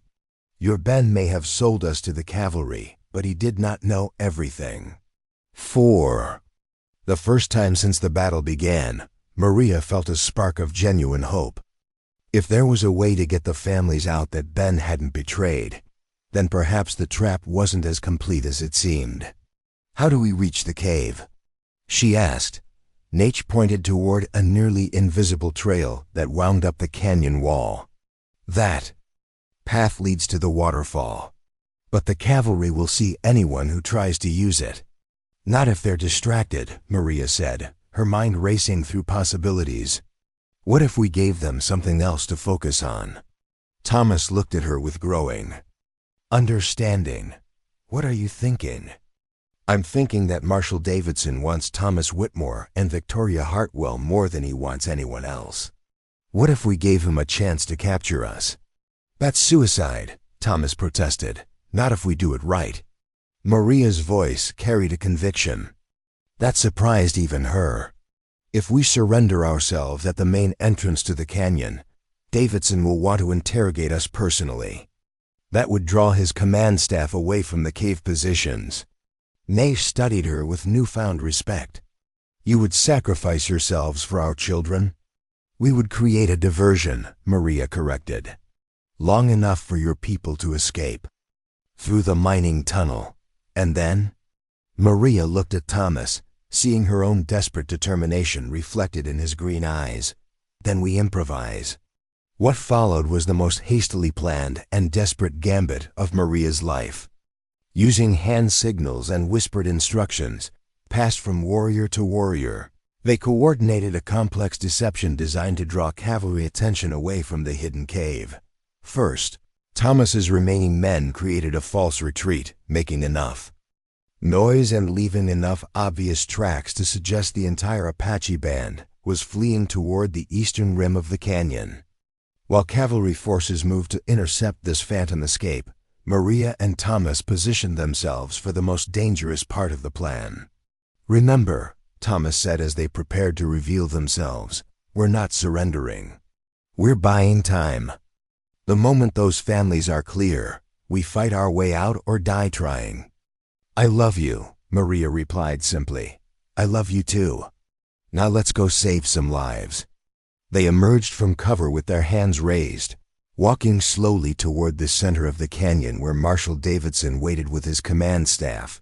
Maria felt old, exposed and vulnerable under the gaze of dozens of rifle barrels, but she forced herself to maintain the composed dignity of Victoria Hartwell, rather than the desperate fear of Maria Santos. Well, well, Davidson called out as they approached. Thomas Whitmore and the infamous Victoria Hartwell. Though I understand you prefer to be called Maria Santos these days. Marshal, Thomas replied evenly. I assume you're prepared to discuss terms. Davidson laughed, the sound echoing harshly off the canyon walls. Terms? Mr. Whitmore, you're in no position to negotiate anything. You're going to hang for treason, and your lady friend here is going to hang right beside you. Perhaps, Thomas agreed. But first you need to get us out of this canyon alive. And that might prove more difficult than you imagine. As Thomas spoke, Maria noticed that Davidson's attention was completely focused on them. More importantly, she could see cavalry soldiers being pulled away from their positions around the canyon to form a protective perimeter around their commanding officer. The diversion was working. You see, Marshal, Thomas continued, Chief Nash has warriors positioned throughout these mountains. They're watching this canyon right now, waiting for the signal to attack. Your men might outnumber us here, but out there, you're in Apache territory. It was a complete bluff, but Davidson couldn't know that. Maria watched uncertainty flicker across the marshal's face as he considered the possibility of ambush. Even if that's true, Davidson replied, you're still my prisoner. And I have what I came for. Do you? Maria spoke for the first time since the surrender, her voice carrying the cultured accent of Victoria Hartwell rather than the Spanish inflections of Maria Santos. Marshal Davidson, you came here to capture gun runners and stop an illegal weapons shipment. But the weapons have already been delivered. The Apache already have everything they need to defend themselves. Not for long. When we finish here, we'll track down every brave person who received those rifles. Will you? Thomas asked. Even the ones who are already moving toward the reservation boundaries? Even the ones who are preparing to raid the supply convoys headed to Fort Grant? Again, pure fiction, but delivered with such conviction that Maria saw doubt creep into Davidson's expression. He was beginning to realize that capturing the gun runners might not end Apache resistance. It might only make the survivors more desperate and dangerous. You're lying, Davidson said, but his voice lacked conviction. Am I? Then why are your scouts reporting signal fires on the eastern peaks? Why are your supply lines being watched by Apache riders who seem to know exactly where you're going to be? As Thomas spoke, Maria kept one eye on the canyon trail that led to the hidden cave. She could see faint movement among the rocks, Apache families beginning their escape through the secret mining tunnel that Ben had never known about. Chief Nature's trust in his women's ancient knowledge was paying off, but the deception couldn't last forever. Davidson was already beginning to look suspicious about the lack of actual attacks from the Phantom Apache forces Thomas had described. Enough games, the marshal said finally. I don't care if there are 100 Apache bands in these mountains. I have my orders, and you two are going back to face federal justice. Actually, said a new voice from the canyon rim, they're not. Every head turned to see Ben Crawford climbing down from his position, his face grim with an emotion Maria couldn't read. Behind him came not cavalry soldiers, but a group of Apache warriors she didn't recognize. Ben? Thomas called out, confusion evident in his voice. The older man approached the tense standoff with careful steps, his eyes never leaving Marshal Davidson's face. Tom, I need you to listen to me very carefully, he said. Things are not what they appear to be. Davidson spun toward Ben with a growing alarm. Crawford, what are you doing? Get back to your position. I'm afraid I can't do that, Marshal. Ben's voice carried an authority Maria had never heard before. You see, I haven't been working for you. I've been working for the Office of Indian Affairs, investigating federal corruption in territorial law enforcement. The words hit the canyon like a thunderclap. Maria felt her understanding of the situation shift completely as Ben continued. Speaking. For the past 3 years, I've been documenting how certain federal marshals have been taking bribes to ignore Apache movements, then staging raids when it suited their financial interests. You, Marshal Davidson, have been selling information to hostile tribes while pretending to fight them. Davidson's face went white with fury. That's absurd. You're the one who's been feeding information to the Apache. I've been protecting them from your corrupt operations, Ben replied calmly. Just as I've been protecting Thomas and Maria from your illegal execution orders. Maria's mind reeled. Execution orders. Not arrest warrants, orders to kill them on sight. You see, Ben continued, addressing Thomas and Maria directly, Marshal Davidson was never planning to take you alive. His orders were to eliminate all witnesses to his corruption, including the gunrunners who might testify about his dealings with various Apache bands. You're insane, Davidson snarled, his hand moving toward his weapon. Am I? Then explain why you brought 30 soldiers to arrest 2 fugitives. Explain why your Apache scouts are actually hired killers with no tribal affiliation. Explain why you ordered no prisoners to be taken. As Ben spoke, the Apache warriors who had accompanied him down from the rim began moving into position around Davidson's forces. Maria realized that these weren't Chief Nature's people, They were warriors from other bands, united in response to Ben's call for help. "Tom," Ben said quietly, "I'm sorry for the deception. But I needed Davidson to believe I was working for him, so I could gather evidence of his crimes. The federal government is finally ready to act against corrupt territorial officials, but we needed proof." Thomas stared at his old foreman with a mixture of relief and residual anger. "You couldn't have told me? If you had known the truth, you might have acted differently." Davidson had to believe the deception was real. Ben's eyes softened with genuine regret. "I never intended for you to suffer this much uncertainty. I certainly never intended for you and Maria to risk your lives." "The families," Maria interrupted urgently. "Are they safe?" Ben smiled for the first time since arriving. "They reached the mining tunnel an hour ago. Chief Natch's people are already beyond cavalry reach, thanks to your diversion."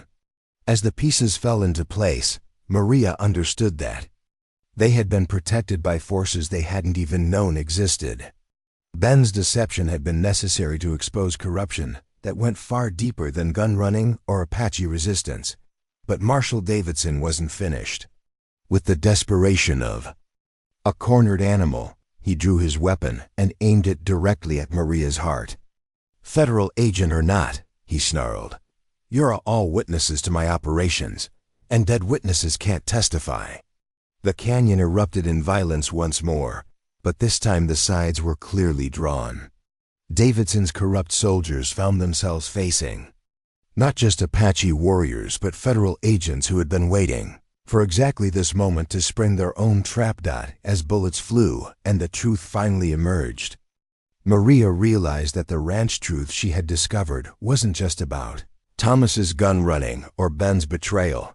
It was about a web of corruption that had turned federal law enforcement into a criminal enterprise. The heart that had been broken by deception was about to be healed by revelation. But first, they had to survive the desperate final gambit of a man who had nothing left to lose.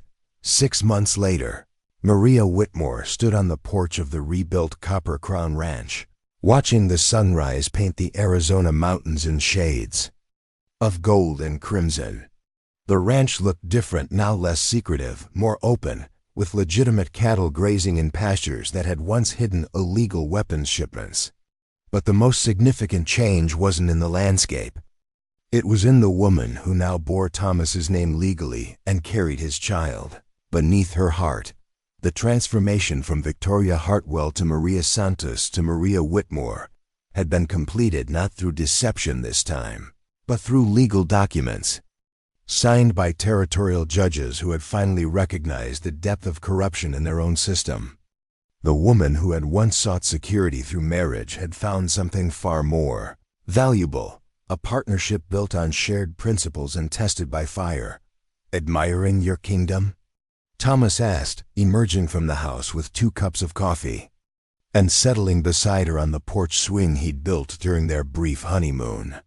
"Our kingdom," Maria corrected, accepting the coffee gratefully, and thinking about how differently things might have ended. Through the morning air came the sound of children's laughter from the direction of the new schoolhouse. After Marshal Davidson's arrest and the exposure of federal corruption, the territorial government had established an official Indian school near the ranch, where Apache children could receive education while remaining close to their families. The irony wasn't lost on Maria. The same land that had once been used to smuggle weapons now hosted a legitimate effort to bridge 2 cultures. "Any regrets?" Thomas asked, the question that had become a comfortable ritual between them. "Only one," Maria replied, settling against his shoulder. "I regret that it took me so long to understand what I was really looking for." "And what was that?" "A chance to become who I was always meant to be." The sound of approaching hoofbeats interrupted their morning reflection. Maria smiled as she recognized Ben Crawford's distinctive riding style, though the older man looked considerably different than he had during his undercover days. Federal recognition of his service had come with a substantial reward, and Ben now served as the official liaison between the territorial government and the Apache tribes. "Morning, folks," Ben called out, dismounting with the careful movements of a man whose age was beginning to show. "Got some news from Washington that you'll want to hear." Thomas rose to meet his old friend and current partner in the ranch's legitimate cattle operation. The relationship between them had required considerable healing after the revelations in the canyon, but their shared commitment to justice had proved stronger than the pain of necessary deception. "Good news or bad?" "News?" Thomas asked. "Depends on your perspective," Ben replied with a grin. The territorial legislature just passed the Native Protection Act, full legal recognition of Apache land rights, plus federal funding for schools and medical facilities. Maria felt tears spring to her eyes. The legislation represented everything. They had fought for not just the right of Apache people to exist, but their right to thrive as part of the territory's future rather than relics of its past. "And the other part of the news?" Thomas asked, clearly sensing there was more. Ben's expression grew more serious. "Davidson was found dead in his federal prison cell yesterday morning. Apparent suicide, though the guards are calling it suspicious." The news hit Maria like a physical blow. Marshal Davidson had been cooperating with federal investigators, providing evidence about a corruption network that reached far beyond territorial boundaries.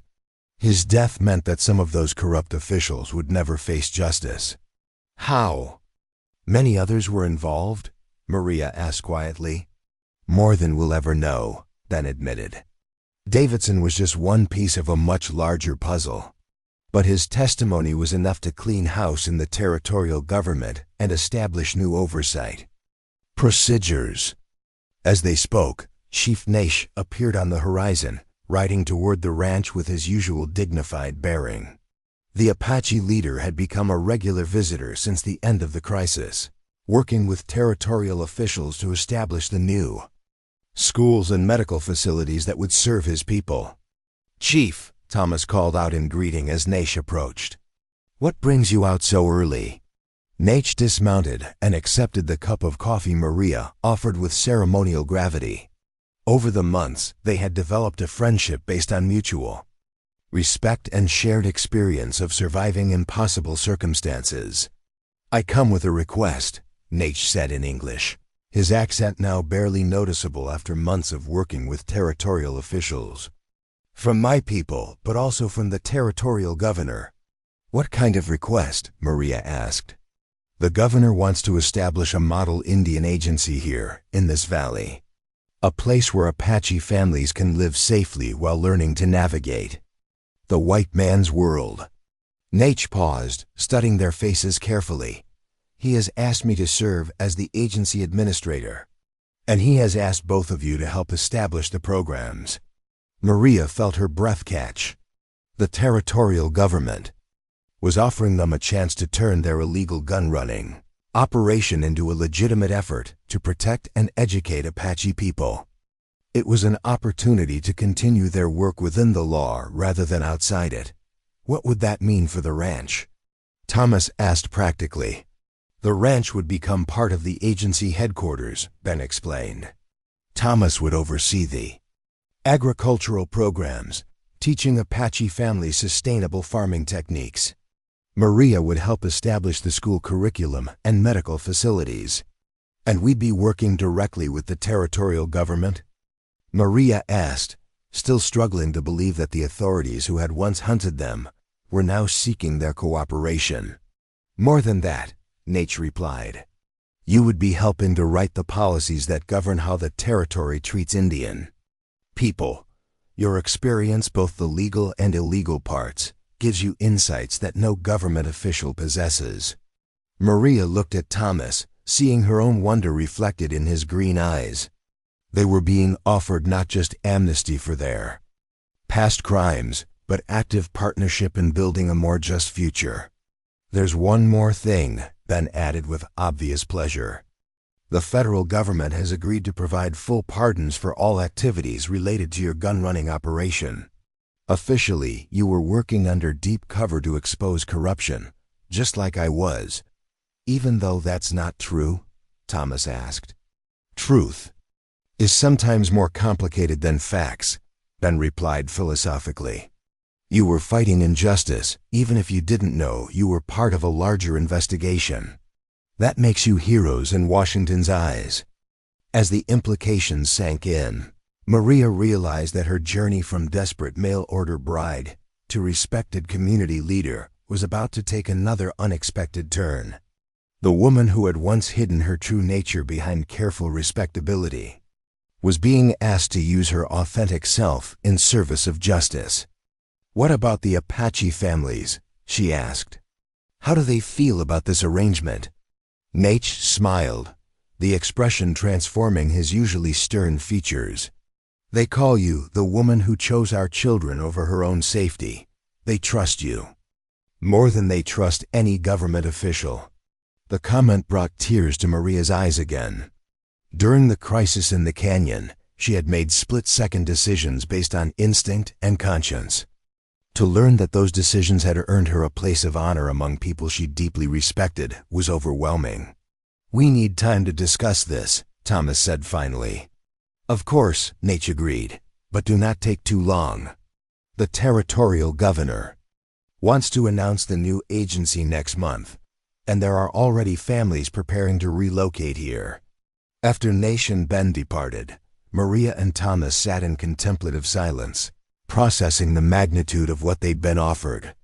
The chance to legitimize their work was everything they could have hoped for, but it also meant accepting a level of public responsibility they had never imagined. What do you think? Thomas asked finally. I think, Maria said slowly, that Victoria Hartwell would have been terrified by this opportunity. She would have seen only the risks, the ways it could go wrong, the potential for public failure. And Maria Whitmore? Maria Whitmore sees a chance to build something lasting. Something that honors the courage of people like Chief Nath and Grandmother and all the Apache families who trusted us with their lives. Thomas took her hand, his calloused fingers intertwining with hers. It won't be easy. Government work never is and will be creating policies that affect thousands of lives. Nothing worthwhile is ever easy, Maria replied, echoing words Ben had spoken to her months earlier. But we'll be doing it together, and we'll be doing it right. As they talked, the sun climbed higher, burning off the morning mist and revealing the valley in sharp detail. Maria could envision the future Naish had described, Apache families living safely while learning new skills, children attending school in multiple languages, medical facilities staffed by both traditional healers and territorial doctors. Yes, she said finally. Let's do it. You're sure? I'm sure. Maria stood and pulled Thomas to his feet. I'm sure because this isn't about me anymore. It's about building something bigger than ourselves. That afternoon, they rode to Chief Nate's camp to deliver their answer. The Apache leader received their decision with characteristic dignity, but Maria caught a glimpse of relief in his dark eyes. There is one tradition we must observe, Nate said after they had formally accepted the positions. Among my people, when someone makes a sacrifice for the tribe, they are given a new name that reflects their true nature. He turned to Maria with ceremonial solemnity. You will always be Maria Whitmore in the white man's world. But among the Apache, you will be known as she who stands in the storm, the woman who did not run when the thunder came. And to Thomas, you will be called he who sees with his heart, the man who understands that some things are worth more than life itself. As the ceremony concluded, Maria felt the final pieces of her transformation fall into place. She had started this journey as Victoria Hartwell, a desperate woman seeking security through marriage to a stranger. She had become Maria Santos, a fugitive willing to die for justice. Now she was Maria Whitmore, a respected leader trusted with shaping the future of two cultures. But perhaps most importantly, she was she who stands in the storm, a woman who had learned that real strength came not from avoiding hardship, but from choosing how to face it. 6 months later, as she stood Before the first graduating class of the Copper Crown Indian Agency School, Maria reflected on the journey that had brought her here. The students before her represented both Apache and white families, learning together in a program that honored both cultures while preparing them for an uncertain future. In the audience, she could see Thomas working with Apache men to develop new irrigation techniques that would make their farming more sustainable. Ben was deep in conversation with territorial officials about expanding the program to other regions. Chief Nate sat with other tribal leaders, planning the next phase of cooperation between their people and the territorial government. And in the front row sat Grandmother, the ancient Apache woman who had seen through Maria's disguise from the beginning. Their eyes met, and the old woman smiled with the satisfaction of someone who had always known how this story would end. Today, Maria began her address to the graduates. You are not just completing your education. You are proving that different peoples can learn from each other, work together, and build something better than either could create alone.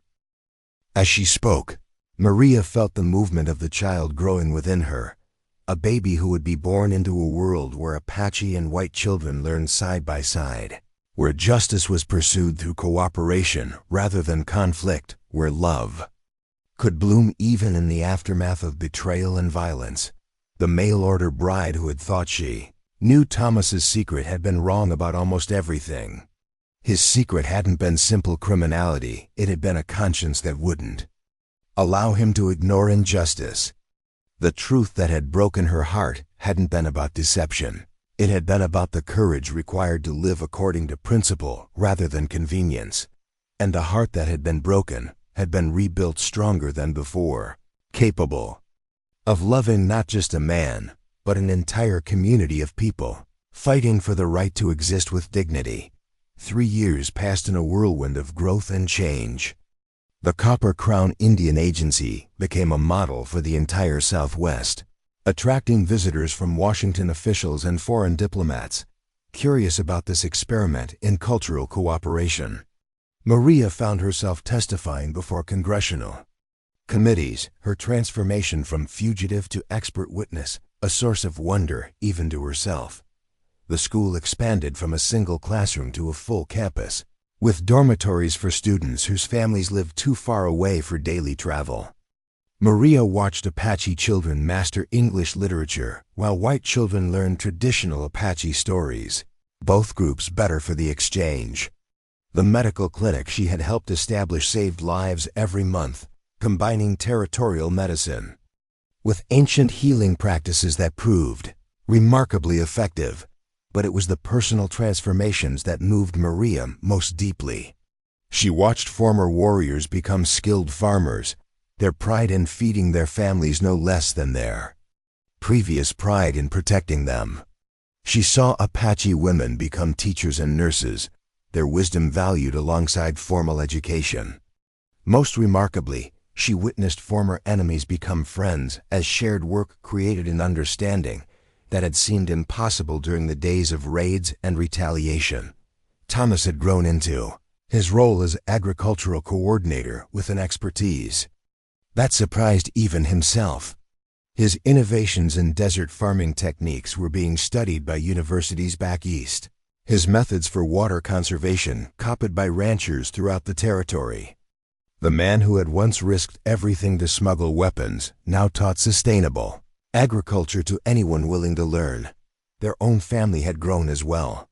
Their first child, a daughter they named Hope, spoke Apache as fluently as English, moved between cultures with the ease of someone born to bridge differences.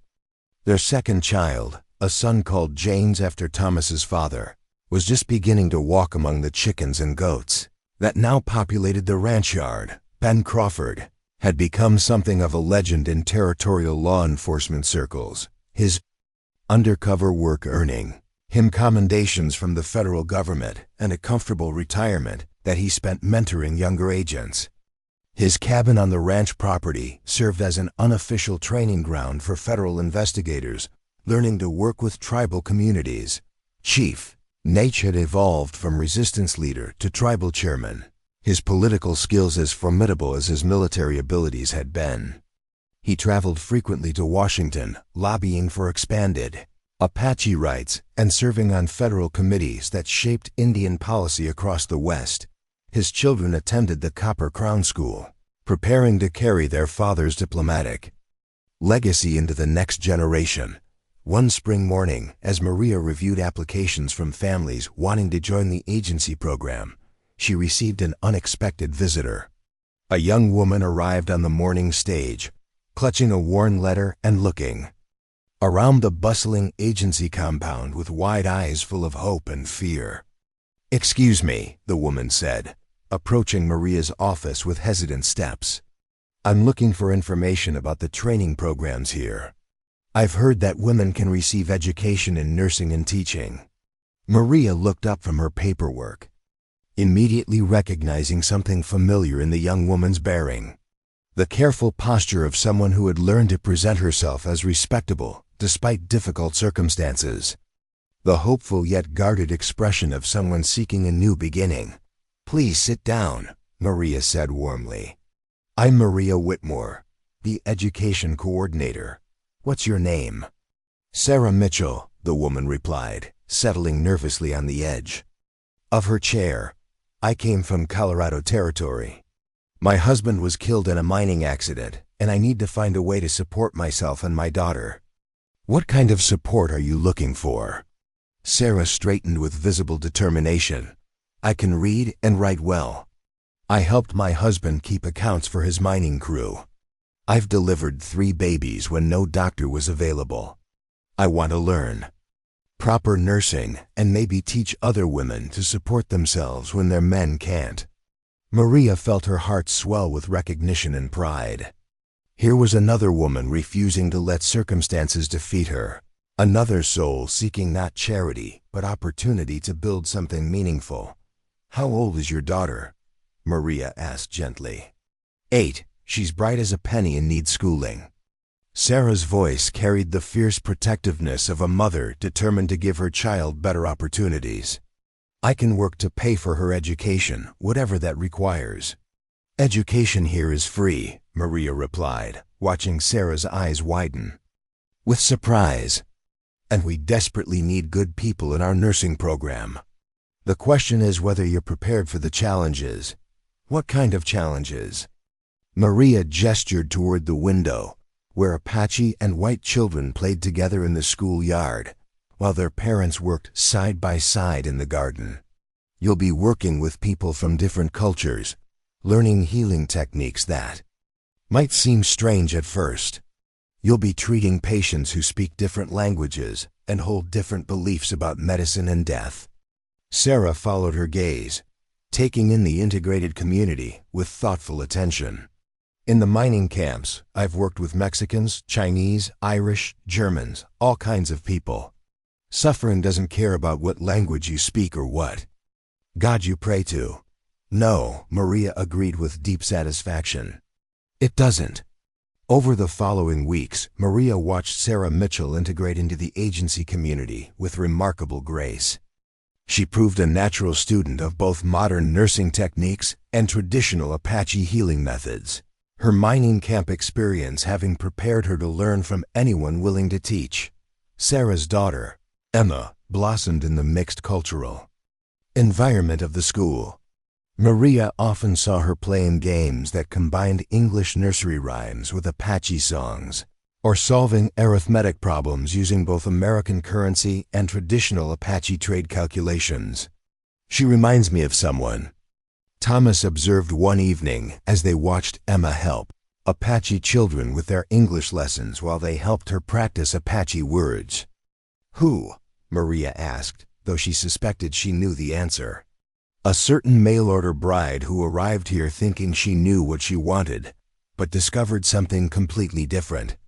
Maria laughed, the sound carrying across the valley where families were settling in for the evening. "I suppose every woman who comes here has her own transformation waiting." "Not just women," Thomas pointed out. "I've seen cowboys become teachers, soldiers become farmers, traders become diplomats. This place changes everyone who stays long enough to let it." That summer brought distinguished visitors to the Copper Crown Agency. A delegation from the Bureau of Indian Affairs arrived to study their methods, followed by representatives from the Smithsonian Institution documenting traditional Apache culture. Most surprising was the arrival of a group of women from the East Coast, suffragettes interested in studying the agency's approach to women's education and leadership. Maria found herself hosting tea parties that would have seemed impossible just a few years earlier, gatherings where Apache grandmothers shared table space with Boston intellectuals, where conversations flowed between multiple languages and covered topics from traditional medicine to voting rights to irrigation engineering. Mrs. Whitmore, one of the suffragettes, said during a particularly lively discussion, "Your work here represents everything we're fighting for back east. Women taking leadership roles, different groups working together as equals, education serving practical needs rather than social pretensions." "We're not trying to make political statements," Maria replied carefully. "We're just trying to solve practical problems." "Sometimes the most powerful political statements are the ones that focus on practical solutions," the woman countered. "What you've built here proves that cooperation works better than domination, that diversity strengthens rather than weakens communities." That evening, as the visitors retired to their guest quarters, Maria walked through the agency compound with mixed feelings. She was proud of what they had accomplished, but she also worried about becoming a symbol rather than simply a person trying to do meaningful work. "Having second thoughts about all the attention?" Thomas asked, joining her on their evening walk. "I keep thinking about Victoria Hartwell," Maria admitted. "She would have been thrilled by all this recognition, all these important people talking about our work. But you're not Victoria Hartwell anymore." "No, I'm not." And Maria Whitmore sometimes wonders if we're losing sight of what matters in all the praise and publicity. Thomas stopped walking and turned to face her. "What do you think matters?" Maria looked around the compound, where families were preparing for bed in the safety and security they had helped create. "Emma Mitchell is learning to read in 3 languages. Chief Nosh's youngest son became a skilled carpenter. Sarah Mitchell delivers healthy babies to mothers who might have died without proper care. The daily, ordinary miracles of people building better lives. Then we keep focusing on those miracles," Thomas said simply. "We let other people worry about the symbols and statements." As autumn arrived, the agency received news that would reshape its future once again. The territorial legislature had voted to grant statehood status to the Arizona Territory, contingent on demonstrating successful integration between white and Indian populations. The Copper Crown Agency was being cited as primary evidence that such integration was possible.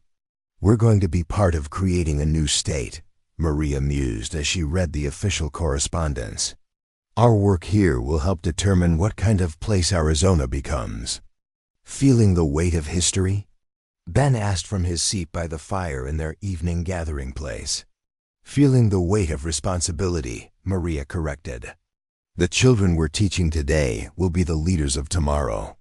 The policies we help write will affect generations we'll never meet." Chief Nate, who had been quietly listening to their conversation, spoke up. "My grandmother used to say that every generation plants trees whose shade they will never enjoy. We plant these trees not for ourselves, but for children not yet born. And some of those children will be Apache, some will be white, some will be mixed blood like ours," Thomas added, glancing toward the sleeping quarters where Hope and James slept peacefully. "They'll grow up thinking it's normal for different peoples to work together." "Normal," Maria repeated thoughtfully. "I like that. Not special or experimental or political, just normal." The discussion continued late into the evening, touching on plans for the future and reflections on the journey that had brought them all together. As the fire burned low and the participants gradually departed for their own homes, Maria remained on the porch, looking out over the valley that had become her world, from desperate mail-order bride to respected community leader, from fugitive to policymaker, From someone who sought security to someone who created it for others, the transformation seemed impossible even to her. Yet it had happened one choice at a time, one challenge at a time, one day at a time. The woman who had arrived with nothing but a carpetbag and fading hope had built something that would outlast her own lifetime. The heart that had been broken by discovering Thomas's secrets had been healed by understanding that some secrets were worth the breaking. As stars emerged over the Arizona desert, Maria Whitmore, formerly Victoria Hartwell, formerly Maria Santos, now and forever she who stands in the storm, settled into the peaceful satisfaction of a life well lived and work well done. Tomorrow would bring new challenges, new visitors, new opportunities to prove that cooperation could triumph over conflict. The following winter brought unexpected news that would test everything they had built. A telegram arrived from Washington bearing official seals and urgent language that made Maria's hands tremble as she read it aloud to the assembled community leaders. The President has requested a full report on the Copper Crown Agency for presentation to Congress. The Secretary of the Interior will arrive next month to conduct a comprehensive evaluation of all programs, with particular attention to their potential for replication across Western territories. The silence that followed was heavy with implication. Federal evaluation could mean expansion and additional funding, but it could also mean interference, bureaucratic oversight, or worse, closure if their methods were deemed too radical for broader application. What does this really mean? Sarah Mitchell asked, her nursing training having made her a valued voice in community discussions. It means, Chief Nash replied thoughtfully, that we have become too successful to ignore. Success draws attention, and attention brings both opportunity and danger. Ben Crawford, his federal experience invaluable in such moments, offered a more practical perspective. The current administration favors programs that show measurable results. They'll be looking at graduation rates, employment statistics, reduction in tribal conflicts, economic impact on surrounding communities. All of which we can demonstrate, Thomas pointed out. Our programs work. The numbers prove it. Numbers are only part of the story, Maria interjected, her years of navigating political complexities evident in her tone. They'll also be evaluating whether our methods align with federal Indian policy, whether we're creating dependency or self-sufficiency, whether integration serves broader territorial interests. Over the following weeks, the entire community mobilized to prepare for the federal inspection. But this wasn't the frantic concealment of evidence that had characterized their earlier encounters with government authority. Instead, they organized a comprehensive demonstration of their achievements, confident that their work would speak for itself. Maria coordinated with the school teachers to showcase student achievements in both traditional and modern curricula. Apache children demonstrated fluency in English composition, while white children presented projects on tribal history and customs. The integration wasn't forced or artificial. It had become the natural result of shared learning. Environments. Thomas worked with the agricultural teams to document their innovations in desert farming. Their water conservation techniques had increased crop yields by 40% while reducing environmental impact.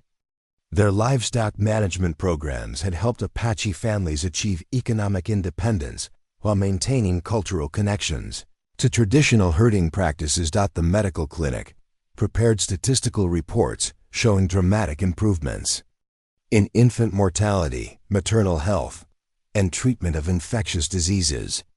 The combination of modern medicine with traditional healing had produced results that neither approach achieved alone.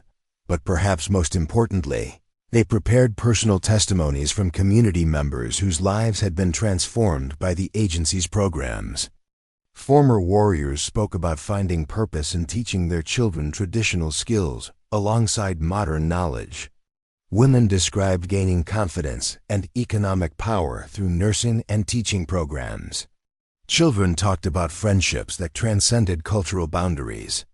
When Secretary Morrison arrived with his delegation of federal officials, He found not a rough frontier experiment, but a sophisticated community that had solved problems plaguing Indian policy throughout the West. His initial skepticism gave way to genuine interest as he witnessed the daily operations of the agency. "Mrs. Whitmore," he said during a private interview, "your background is quite unusual for someone in your position. How did a woman from Virginia's plantation society come to be running educational programs for Apache children?" Maria had anticipated this question, understanding that her transformation from mail-order bride to community leader might seem impossible to someone viewing it from the outside.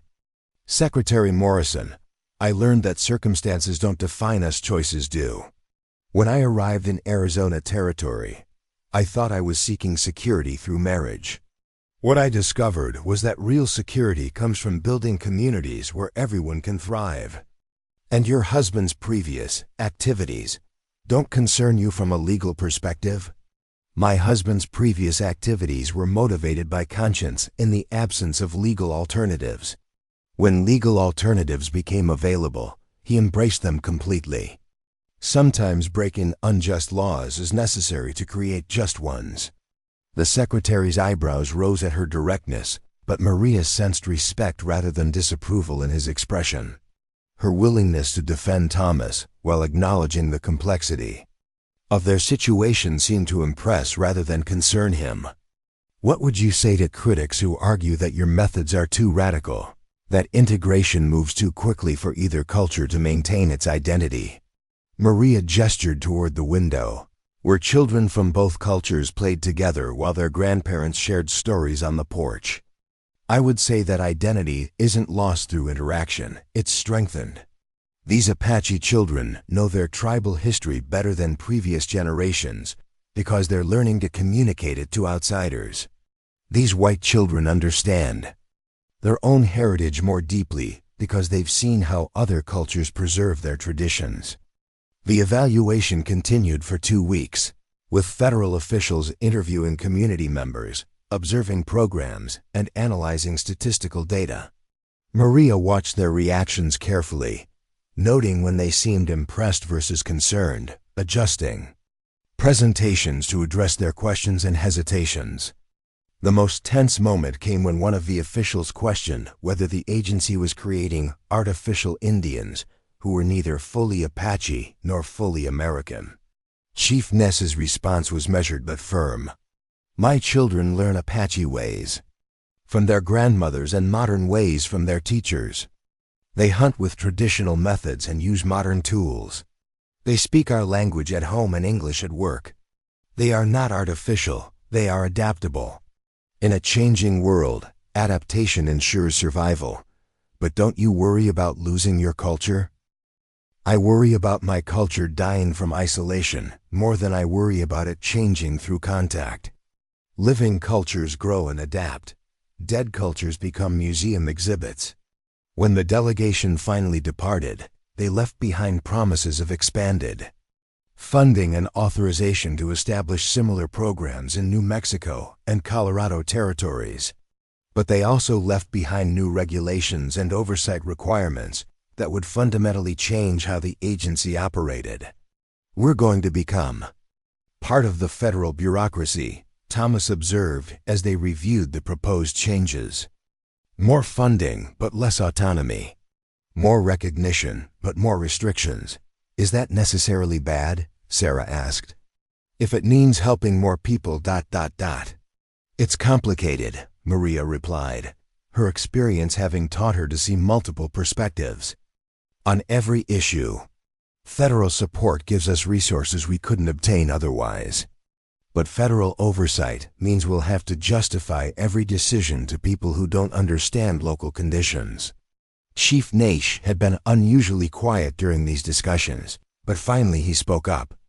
"My father once told me that accepting help from the government is like taking a bear as a partner. The bear is strong and can help you accomplish great things, but you must never forget that it is still a bear." His words proved prophetic over the following months as new federal requirements began affecting daily operations. Curriculum had to be approved by bureaucrats in Washington who had never seen an Apache child or a desert farm. Medical treatments required documentation that consumed hours of staff time. Financial decisions needed multiple approvals that delayed. Urgent purchases, but alongside the frustrations came unprecedented opportunities. Federal funding allowed them to expand the school to accommodate children from 6 different tribes. New medical equipment enabled them to perform surgeries that previously required dangerous journeys to distant hospitals. Agricultural grants supported experimental programs that could revolutionize farming throughout the Southwest. Most significantly, the success of the Copper Crown Agency led to Maria being appointed to the Federal Commission on Indian Education, making her the first woman to serve in such a capacity. The appointment required her to travel to Washington quarterly, leaving Thomas to manage agency operations in her absence. "I never imagined I'd be testifying before Congress about educational policy," Maria confided to Ben during one of her preparation sessions. Victoria Hartwell would have fainted at the prospect. "Victoria Hartwell never existed," Ben replied with a smile. "She was a costume you wore when you didn't know who you really were. Maria Whitmore is who you were always meant to become." Her first congressional testimony was a nerve-wracking experience, facing a room full of men who seemed skeptical that a woman, especially one with her unconventional background, could offer meaningful insights about federal policy. But Maria had learned to use skepticism as motivation rather than intimidation. "Gentlemen," she began, "you've asked me to explain how the Copper Crown Agency achieves better results than traditional Indian schools. The answer is simple: we treat education as preparation for life, not separation from culture. We teach children to succeed in both worlds rather than forcing them to choose between them." "But surely," one congressman interrupted, "the goal of Indian education should be to help them assimilate into American society." "With respect, Congressman, the goal should be to help them contribute to American society while maintaining the values and knowledge that make their contributions unique. A society that demands conformity from all its members loses the diversity that makes it strong." Her testimony was reported in newspapers across the country, generating both praise and criticism but establishing her as a national voice on Indian policy. Letters arrived from reformers, educators, and tribal leaders seeking her advice or support for their own programs. The fame was both gratifying and overwhelming. Maria found herself invited to speak at universities, women's clubs, and reform organizations throughout the East. Each speech reinforced her reputation, but also took her away from the daily work that remained closest to her heart. "Sometimes I wonder if we've become too successful," she admitted to Thomas during one of her brief returns home. "The agency runs itself now. The programs we started are being replicated everywhere. Do they still need us?" "Look around," Thomas replied, gesturing toward the bustling community that surrounded them. "This isn't just about programs and policies anymore. This is home for hundreds of families who depend on what we've built together. They don't need us to run every detail, but they need us to protect what we've created." His words reminded Maria that success wasn't measured only by expansion and recognition, but by the daily miracles of people living better lives. Emma Mitchell had grown into a confident young woman planning to attend the Territorial University. Chief Natch's children spoke 4 languages fluently and moved easily between traditional ceremonies and modern classrooms. Apache grandmothers shared their knowledge with eager federal researchers, while maintaining their cultural authority within their own communities. But tonight, in the safety of the world she had helped build, surrounded by the love she had found, and the community she had served, Maria was finally completely, perfectly home. The mail-order bride who had sought security had found purpose. The woman who had broken her heart discovering secrets had healed it by building something worthy of those secrets. The fugitive who had fled from one life had created another life worth staying to defend.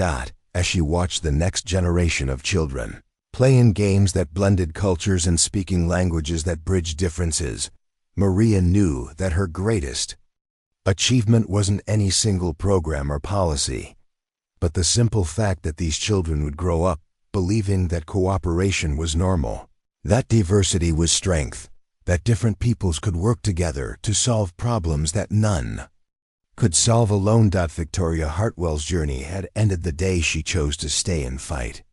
Maria Whitmore's journey would continue as long as there were children to teach, communities to build, and hearts brave enough to stand in whatever storms the future might bring. Up next, you've got 2 more standout stories right on your screen. If this one hits the mark, you won't want to pass these up. Just click and check them out. And don't forget to subscribe and turn on the notification bell so you don't miss any upload from us.